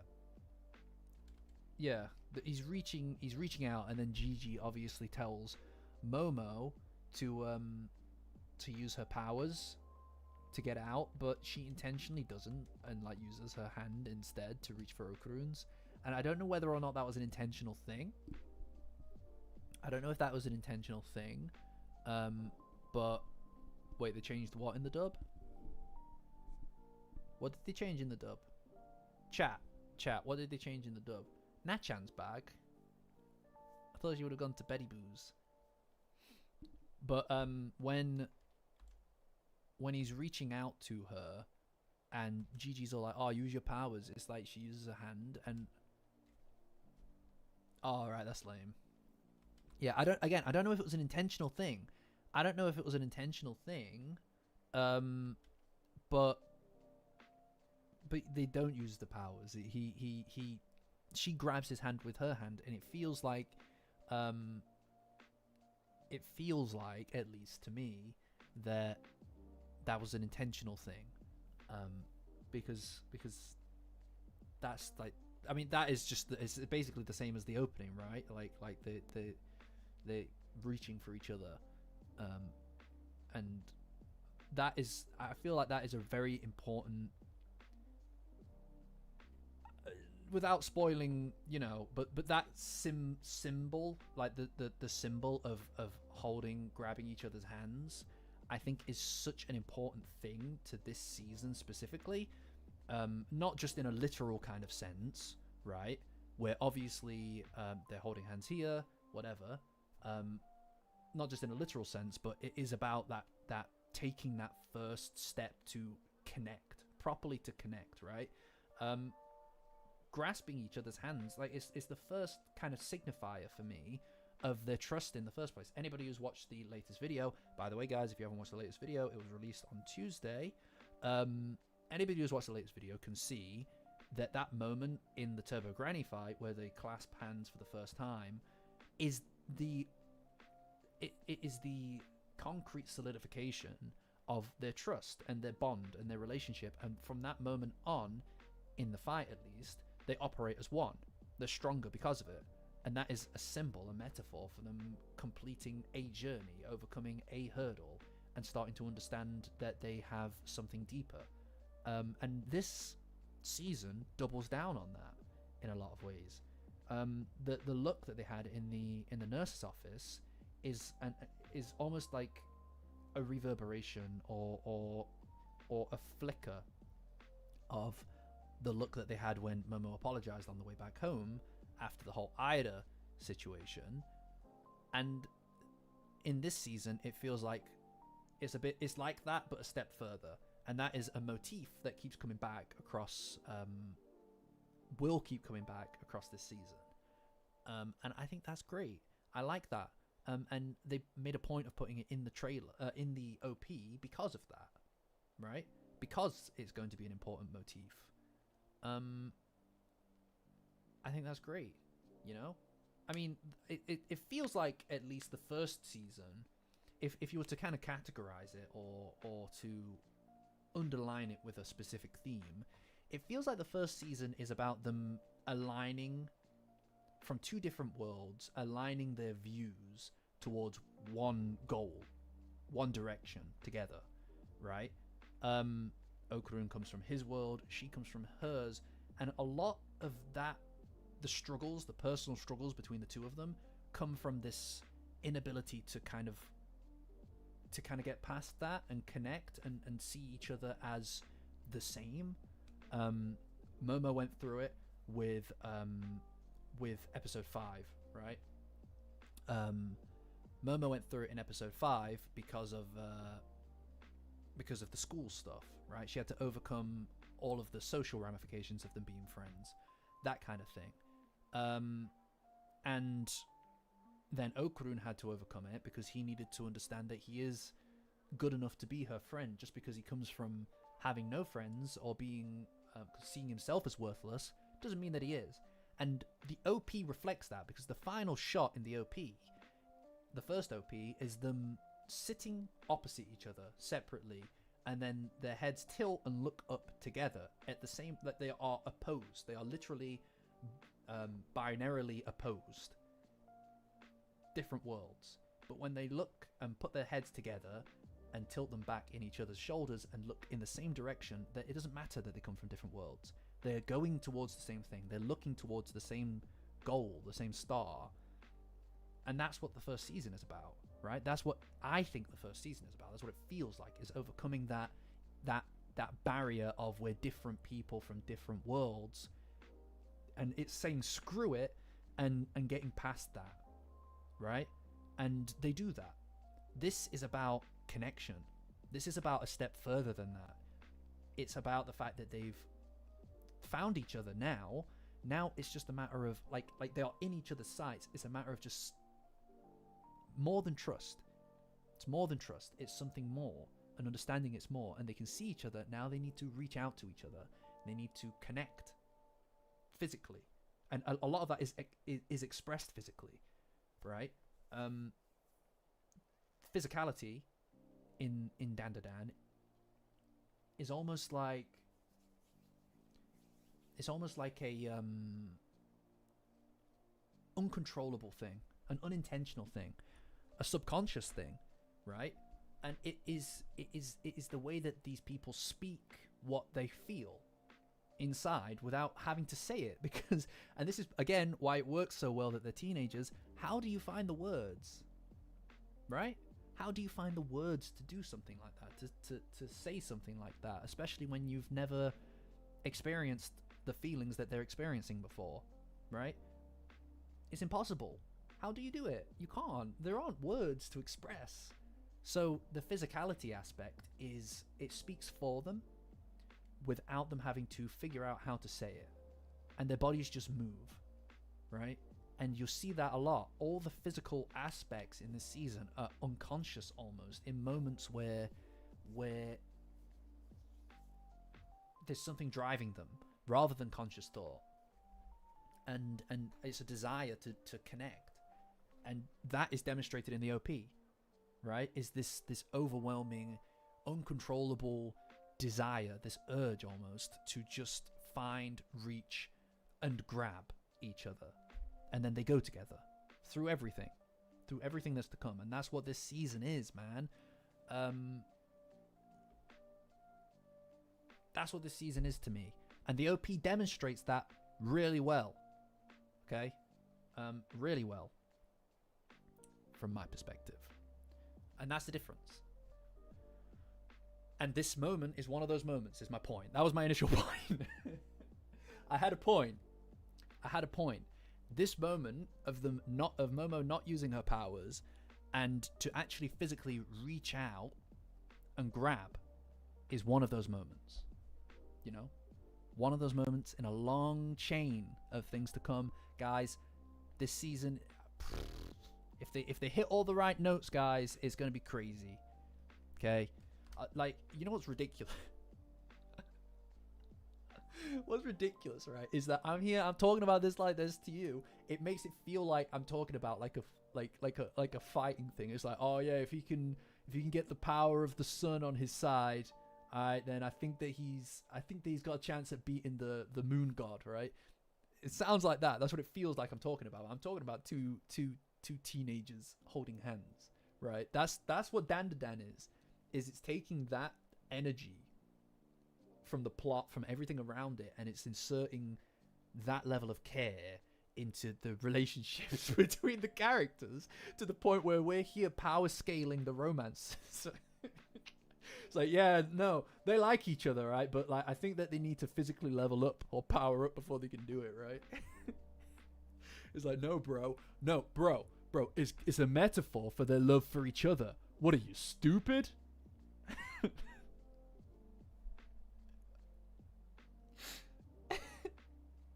Sorry, guys. I'm just excited about the new season. All right, I'm just excited about the new season.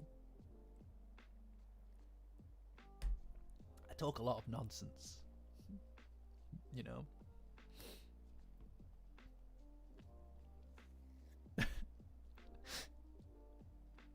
Anyway, they fall through the ground. It's like, oh no, we're all falling through the ground, and in a very sweet manner, Momo and Okurun are just, again, physically they're hugging each other. It's one of those things where it's like, you don't think, all right, you just act in these situations, and that's what they immediately went to. By the way, that's what they immediately went to, was to do that. And then she protects the both of them as they fall. Very sweet. It's very sweet, and it's also an unconscious thing. Again, you know, if I ever met Tatsu, right, and I was like, I just explained all of this to him. It's like, this is what you meant, right? And he's just like, nah, bro, it ain't that deep. I'd cry my eyes out. I'd be like, never tell anyone this. You never tell anyone this, all right? Could you imagine if I was like, they're like, and did you do it because of this, right? And he's just like, nah, man, I just thought it would work good. So, what do you mean, Tatsu? What do you mean? Look what I built for you. Are you telling me that's nothing? He's like, nah, I just make it up as I go. What do you mean, Tatsu?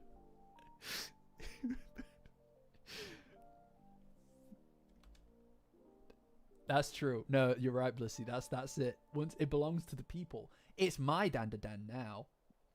All right, look at me. I'm the Dandadan now. That's what I'll say to him. Anyway, after she helped save Okurun, Gigi got no concern and he fell. Sorry, bro. She ain't that into you. No, my boy. He falls and she can't grab him in time, and he would have otherwise died if it weren't for the Tsuchinoko. I just wanted to make a big balls joke. No, I just thought it'd be funny if he lost his balls. What do you mean? It's just a coincidence that he wears glasses that look like balls. It's not even relevant, bro. What are you talking about? Hand holding? Nah, I just thought it'd be cute in that moment. Even if that is the truth, for the record, actually, I say that as a joke, but even if that is the truth, right? Even if that is the truth, and it's also internally consistent, that's still by intention. It's just he doesn't realize it yet, right? He just knows his character. He knows his characters so well that he's able to just write them how they would act in the scenario, and it's internally consistent with how they have already acted and will act. That's knowing your characters well. That's how you know your characters, right? So even if it wasn't by intention, and it very well might not be, even if it wasn't by intention, the internal consistency of it becomes a symbol in and of itself. Like, he doesn't need to intentionally turn it into something that's supposed to be symbolic. It just is. And that's how symbols are made, in a way. They're almost transcendent in stories, anyway, if you believe that kind of stuff. If you're subscribed to the Jungian perspective of storytelling, right? These moments and figures in stories are important and transcendent and almost persons, people in and of themselves. You don't necessarily get to choose, and all great connective stories may, if you subscribe to this kind of thing, may inherently prop these people up into them without even realizing it, because they force themselves into the story, because they're buried deep in the collective unconscious persona. Am I right? Sorry, I don't know if that's anybody's bag. Subscribe. I didn't actually mean to say that. I should... Right. Right. Okay. Right. Everybody is just like the word. The word subscribe is just what stuck out there. Eh? All of that. All of that stuff. All of that. Worthless. It was just the word subscribe. That's like you lasered in on it, didn't you? Didn't you, chat? Goddamn chatters. Yes, like Persona 5 the animation. Is there another one? It's a shame how that ends. The ending of that is a bit depressing. Anyway, Tsuchinoko, and the color again is great. I love the lighting here. Production wise, it does feel like it's a bit of a step up, doesn't it? Like, not to say that like the first can't make a joke. Oh, that's very sweet of you. That's very sweet of you. Oh, is what you make of it. That's quite good, actually, Shadow. I quite like that you said that twice.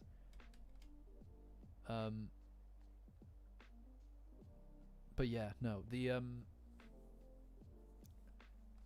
I know that the first season is also really, really pretty and beautiful, but the light here is just a new level of sophistication.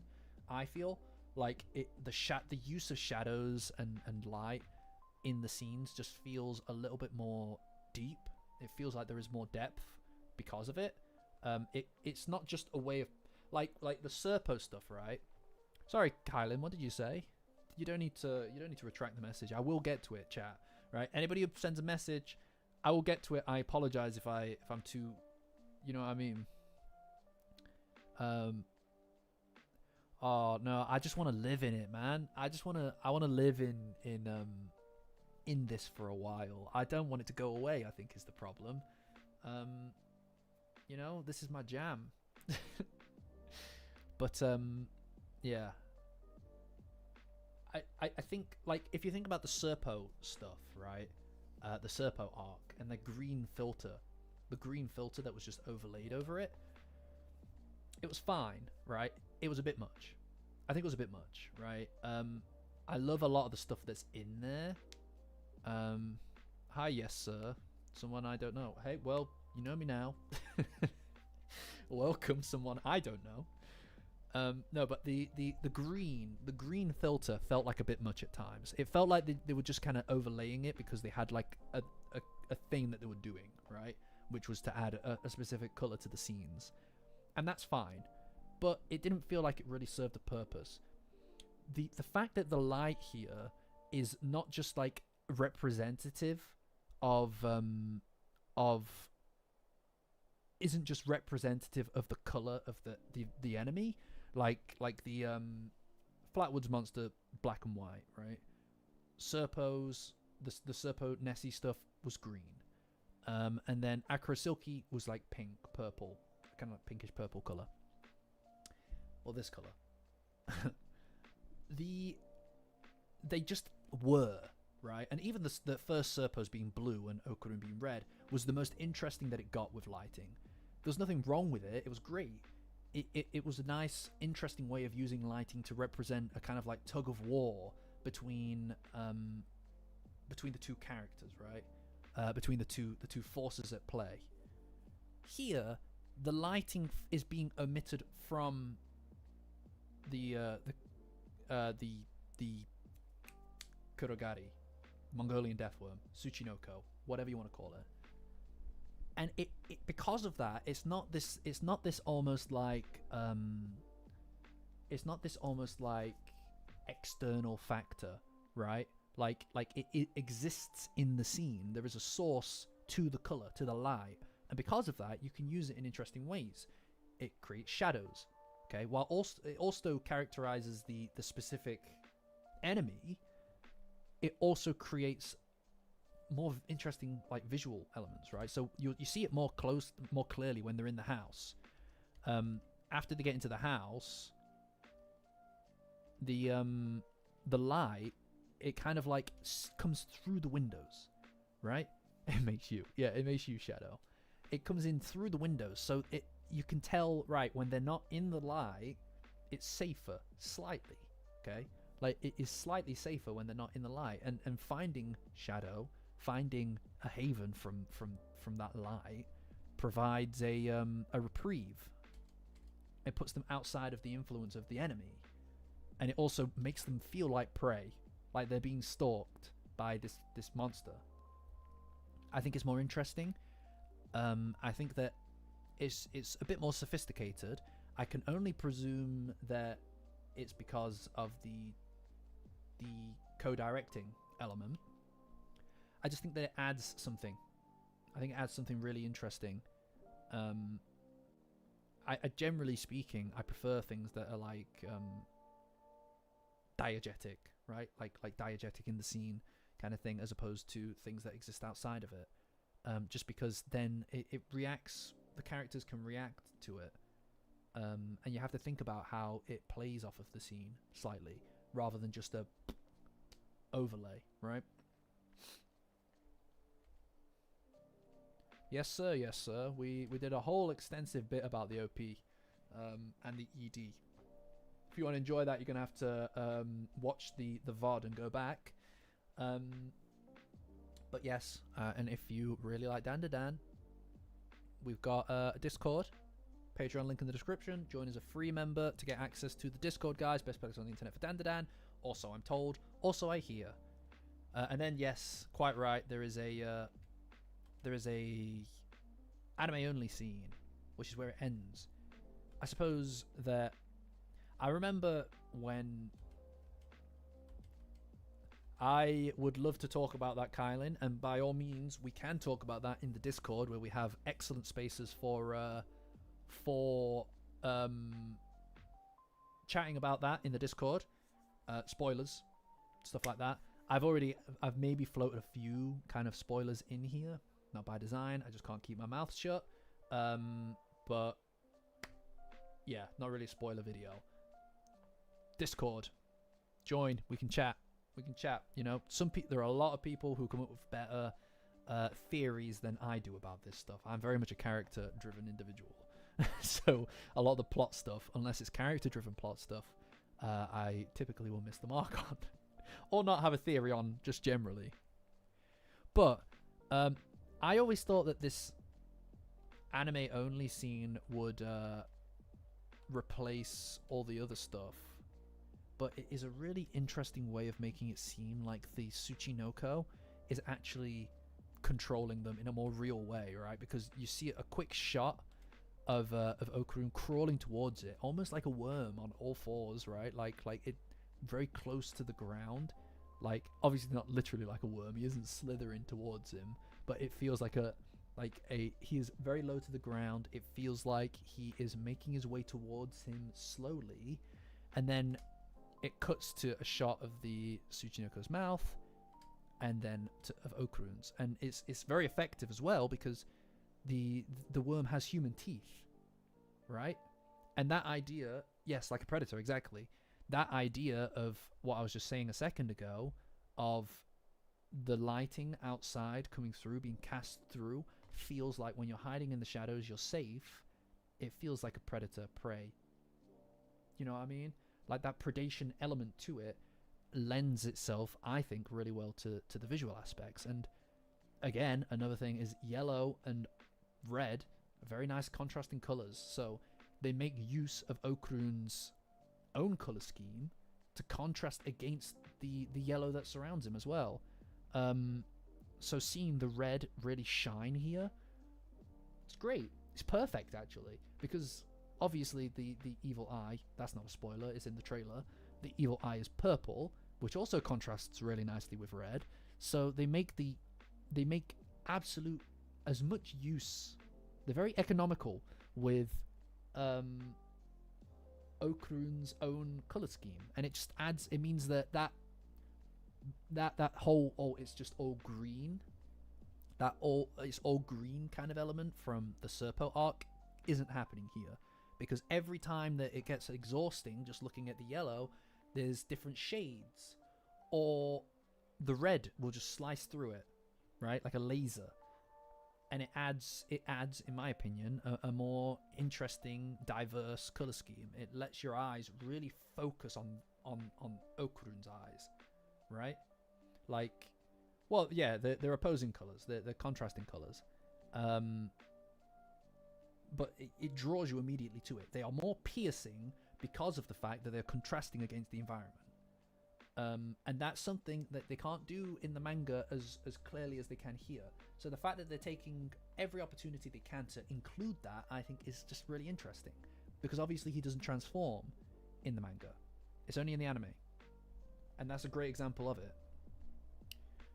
And that's it. That's the end. And then it's the ED, and we've already spoke about that at length, ad nauseum. And that's a Thursday stream. Right. Well, guys. Right. We've got quite a few members. I'm very excited about that. I'm very excited about the fact that we've picked up so many new members. Wow. What's up? Sorry, did I say something? Did I say something? We've picked up quite a few members, which is exciting, isn't it? And I think, yeah, that was a lot. And I think that, yeah, I mean, I would be intrigued to know more, guys, about what you guys thought worked about the Thursday stream. If there's anything that you think that we could probably do next time that's slightly to change it, to make it more engaging for you guys, that's cool. I mean, we're figuring out a rhythm. It's not exactly the same as the manga streams are, because I feel like there's a bit more. It's nice to be able to. I'm not an expert at it, right? Like I do enjoy being able to kind of analyze some kind of like filmic elements, right? As opposed to just the manga stuff and the story stuff and the character stuff. It's nice to be able. It's a refreshing thing for me to be able to kind of latch onto that a little bit and discuss some more really kind of visually engaging kind of stuff, right? Like a slightly more diverse perspective on things. But if that is too much, let me know, and we can think about, how to adjust that if we need to. Whatever. But I think that this was fun. I think that this was enjoyable. It was very high energy at the beginning. It was very high energy at the beginning.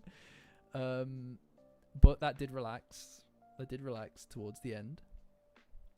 A little bit. So, what do you think, guys? If anybody's still here. If anybody is still here. It was electrifying. You're quite right, Tarantado. Yeah. I think to really make this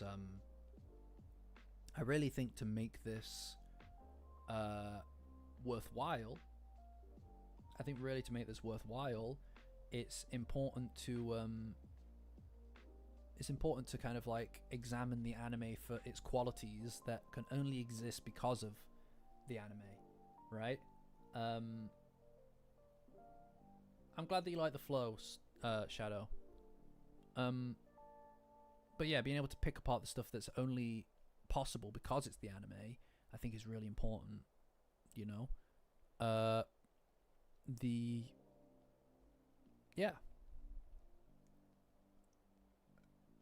I think that the OP is great as well. Anybody who didn't see that section of the video, by all means, you should jump on looking at the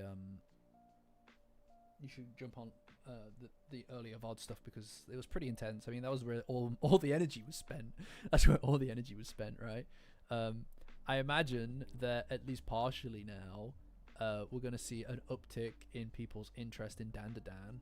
That doesn't necessarily mean that the channel's going to necessarily increase in views or anything like that. Old stuff might get picked up. It very well might not. There's a lot of creators out there who are constantly making stuff. But I'm going to try my best to try to keep up with things. I'm going to try my best to try to keep up and keep making stuff during this period of time.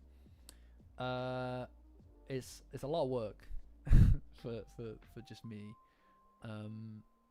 So I am trying.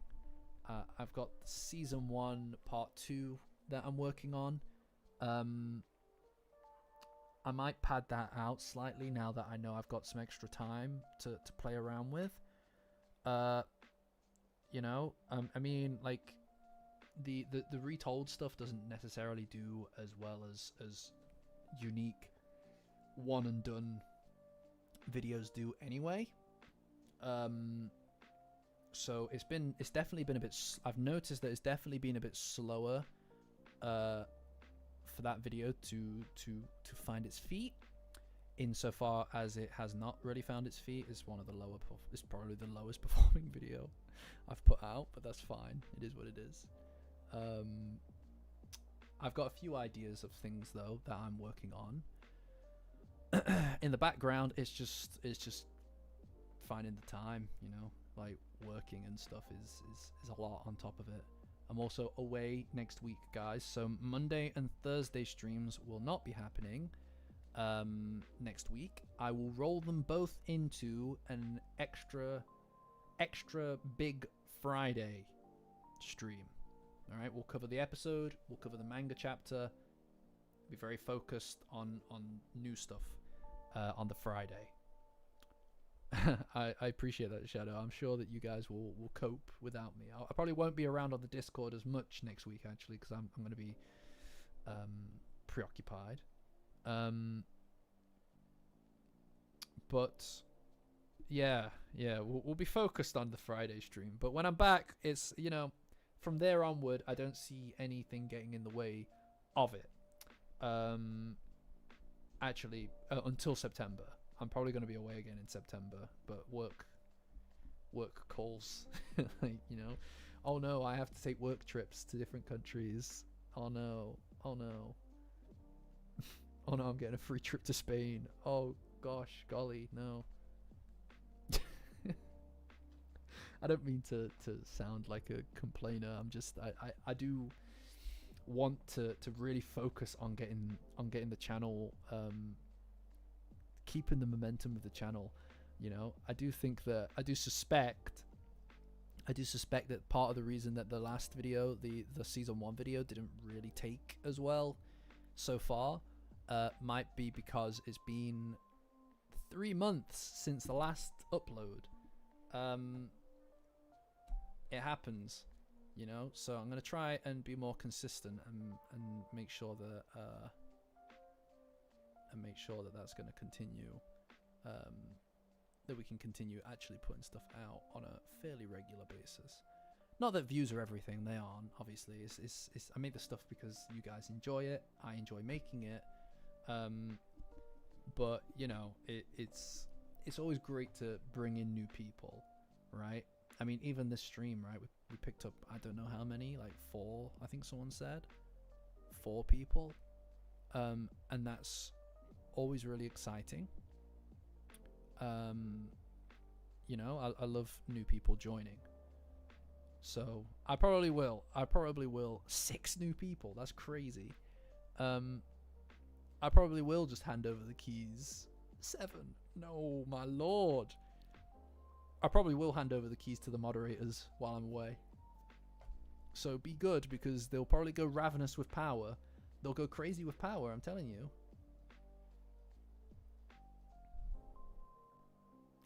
Yeah, no, you're right, Monardo. I try to not, to be honest. Like, I think when you work on something for a long time and you look at it and compare it to stuff that you've already made, it can be a disheartening thing. I try not to get in my head about that, just because of the fact that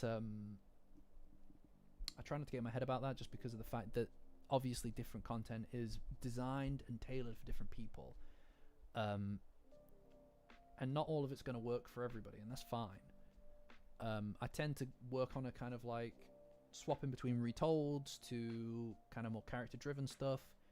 I really wanted to work on the season 1 retold there to get it out before this, and obviously half of it is released, but I've got an idea for something slightly different in my head as well, that I'm going to keep a secret too, and it shouldn't be a very long piece of work, if I'm completely honest with you.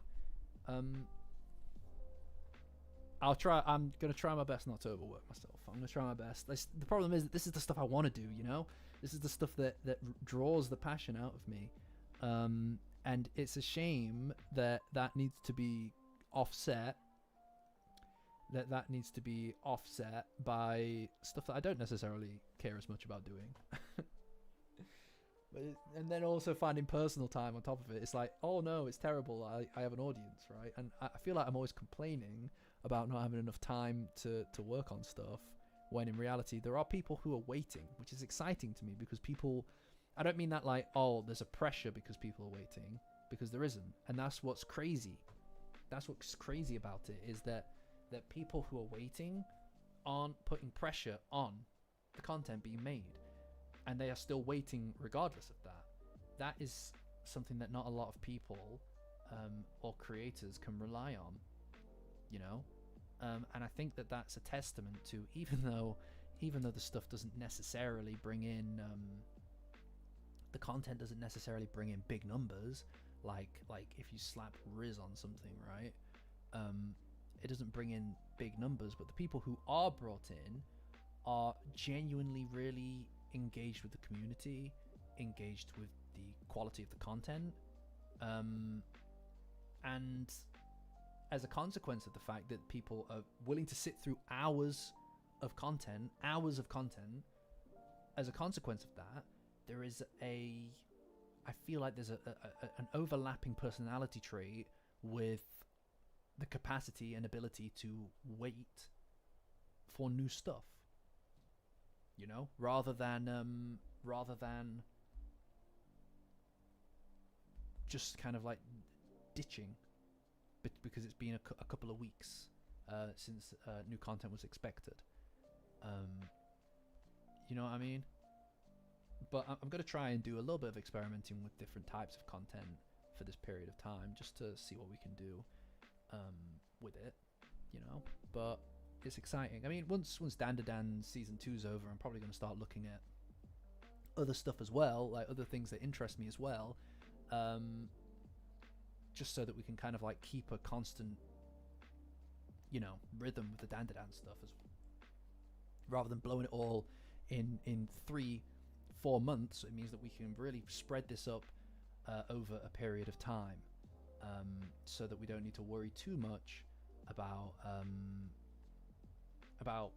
you know, the period of time between this and the next season. I mean, it's going to be a long wait, guys, but with the Space Globalist stuff, with the Ombudsman, with the Danmara arc, and then the Kazuka Knife arc, and then whatever it is that will be on at that point, that is so much content to be made.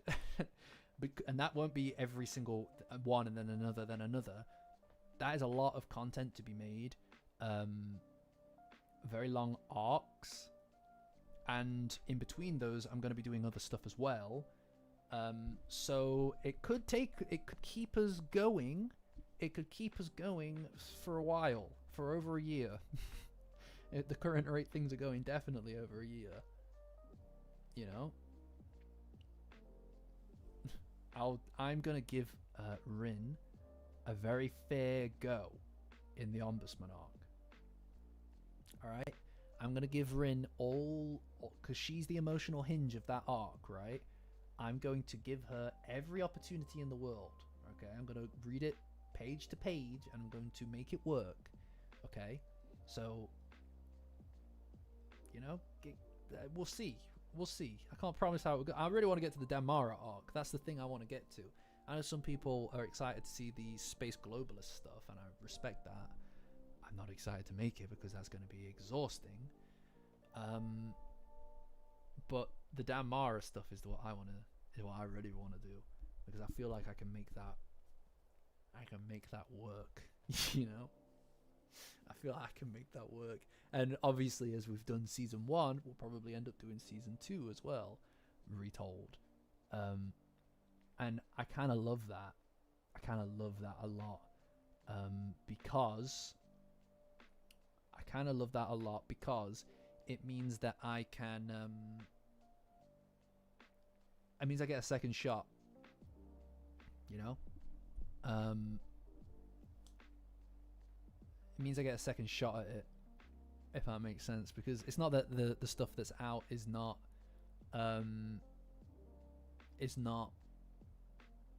good. It is. It's great. The Cursed House arc video, I really enjoy that still. The Evil Eye arc video I think is really good. I am very keen on the idea of getting another go at it. It's almost like remastering the videos.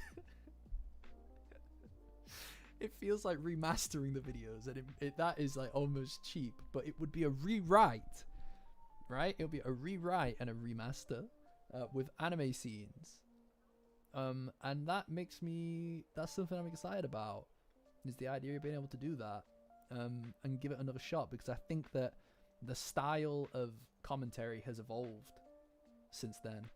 Thanks, Kylan. I appreciate that. I appreciate you watching it.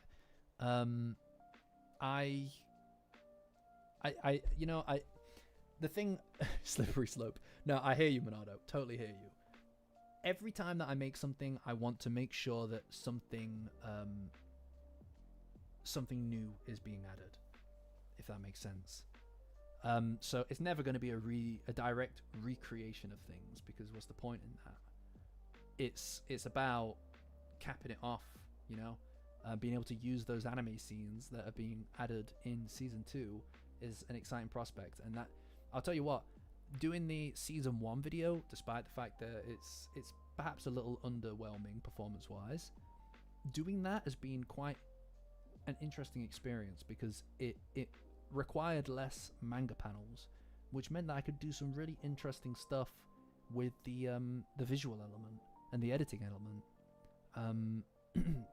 The paint effects that I added, introducing the characters, or trying to time the cuts in the shots with the music, is something that you can't do as well with just manga panels. Getting a second shot at that is quite an appealing concept to me, as long as it's adding stuff, because you're quite right. But yeah, I mean, this is a long time future, like way ahead in the future. Like next up is I've got an idea for something in here, and then I've got obviously got to do season 1 part 2, but I've got an idea for something that I feel like I can get ready quite quickly, maybe for next week, if it is as short of a piece of content as I'm thinking it is. But you'll find out. P5X. Oh man, they got you. They got you in the gotcha. Yeah, I was thinking about maybe trying out and experimenting with the content a little bit, right? Keeping the style and everything, but just making it really bite-sized stuff almost. Not like 5 minutes, right? But maybe 15, 20 minutes. Something like that I can just kind of like, you know what I mean? Just to kind of like keep things... I really want to keep a rhythm going with the new season, to the best of my ability. So if I could get out 2 videos or 3 during this period of time that aren't really long ones, but are just a little bit shorter, a little bit more limited in scope, right? Not overwhelmingly focused on everything in an arc, everything about a character, honing in on one thing about someone or something, right? One thing, maybe 2, or just an element of something. I think that there's something in there that could work well with the style, and it's also a good opportunity to pivot the style to other stuff, right? Different the side tangents would cry, yes, but while you guys love the side tangents, I love them as well, and they're not going anywhere because you guys are the core audience. For building new audiences, it can be at times intimidating. Like sometimes people need to dip their toes in to the style before they can decide that they want to stick around or leave. And Either one of those is fine as long as they give it a good shot, good first shot. And it's like, oh, I thought about cutting up the videos into YouTube Shorts and stuff. I've tried that before. No, the YouTube Shorts are trash. It's also the audience that you bring in are not going to be interested in long form content. And I'm not interested in bringing in brain rot audiences who are just going to whine and bitch in the audience, in the comments. So long form content, but shorter long form content that's slightly more limited in scope, I think could be a pretty good tactical pivot for the channel, for short-term growth over this period of time, right? Over the period of time of the season running, right? Because we, like, honestly, this is a Dandadan place, man. This is a Dandadan place. We have, I feel like we're one of the very few channels on the internet. Alright, Monardo, no stress. I'm gonna head off in a minute.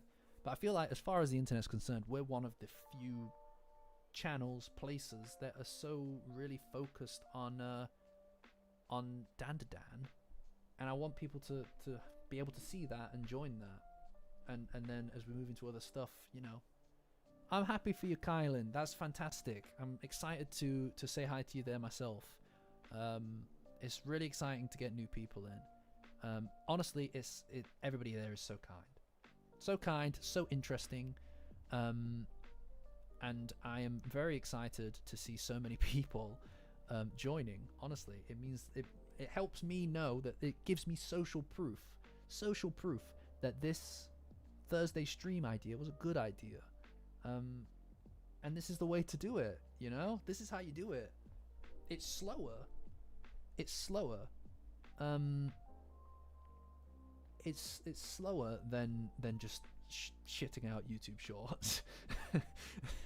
It's slower to build an audience this way than shitting out YouTube Shorts, because we could do that, you know, it wouldn't be that hard, but it would be the wrong audience, and it would be the wrong tone, and it would bring in the worst elements of the internet, and I don't want to do that. I'd rather take it slow, like a slow burn, just like Momo and Okurun themselves, right?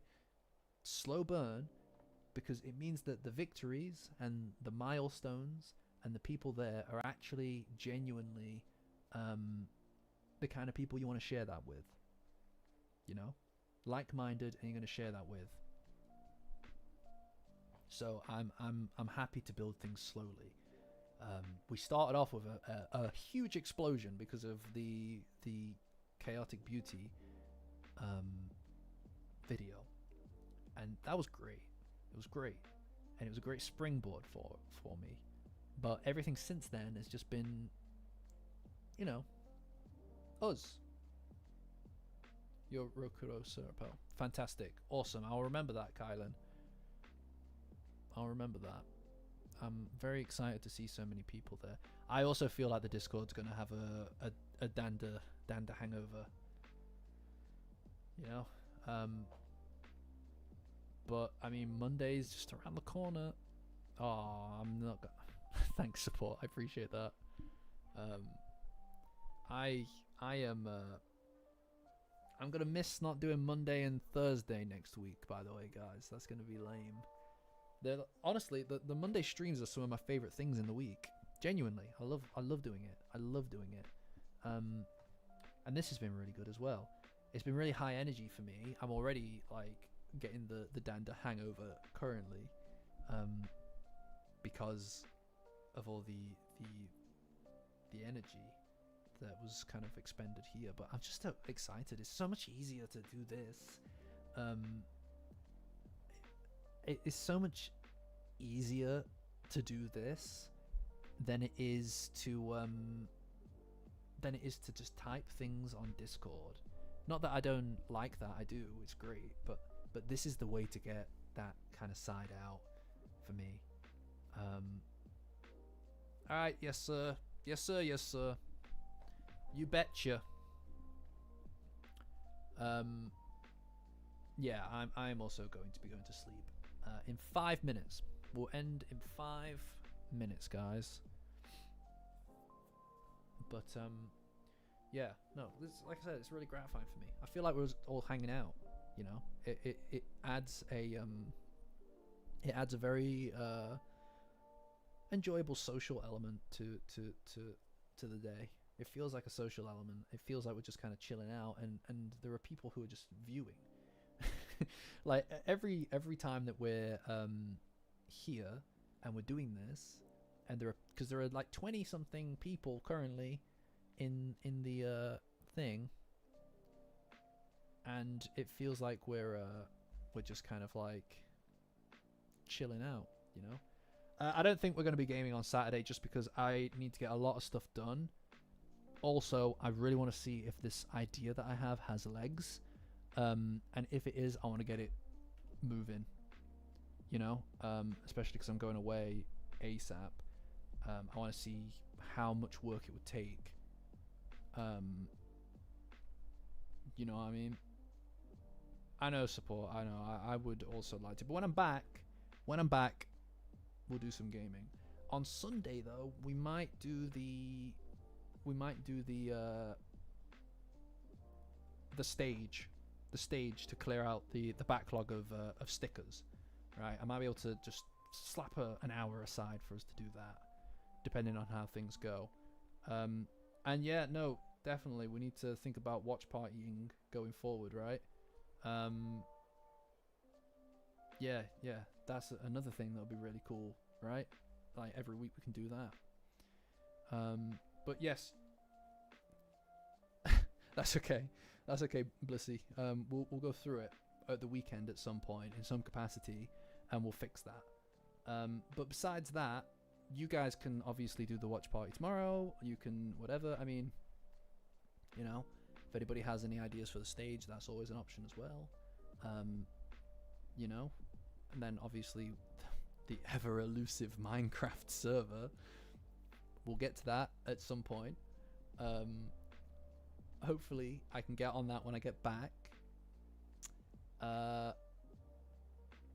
It's busy, but there are exciting things happening. That's the point of all this, right? That's the point of all this. I also need to start filling up this thing. Look at it. Look at it. It's empty. It's empty. Yeah, Ben. I'm gonna... It's in its early days. It's early planning foundations at the moment, but we're talking about doing a Minecraft server. I mean, my current plan is yeah, I'll illustrate that when the time comes. But I mean, there would probably be some degree of a like paid element of it being open to the lower tier patrons, just to justify doing it, right? Obviously, like to some degree, I have to keep up some degree of business like elements to justify doing this over doing the video stuff, that kind of thing. But I will figure that out as I design it, you know, because that it needs to make sense, it needs to be fair, and everything like that, you know. So yeah, I mean, yeah, I'm gonna head off in a second as well, Shadow. I'm not sure, Kylan. Probably Java. You woke up Mr. Dwarf. You woke up the Mr. Dwarf. Oh no. Oh no, you woke up the Mr. Dwarf. But you know, Nachan, that's great. Keep that one under wraps. Keep that one under wraps, Nachan. Shh. Alright, we'll figure that out. We'll figure that out. That's a great name. That's a great idea. Alright, but don't tell anyone. We'll have to make like monthly ideas. Alright. Those of us in Mount Olympus can decide upon monthly plans for that. Yes. Tell him I said hi. Tell Mr. Nachan I said hi. Alright. I mean, you probably can hear me. Hi, dude. Hi, buddy. Sorry, guys. He's the real celebrity around these parts. Bless him. All right, guys. I'm going to go. It's midnight. I'm going to go. I've got work tomorrow, and it's going to be a busy one. It's going to be a busy day. So, this has been fun, guys. Thanks for doing it. I'm excited for next week, guys. Let's make it a good one. All right? We're going to have a lot of things to do. Just Sigma things. Just Sigma things. Anyway, catch you guys.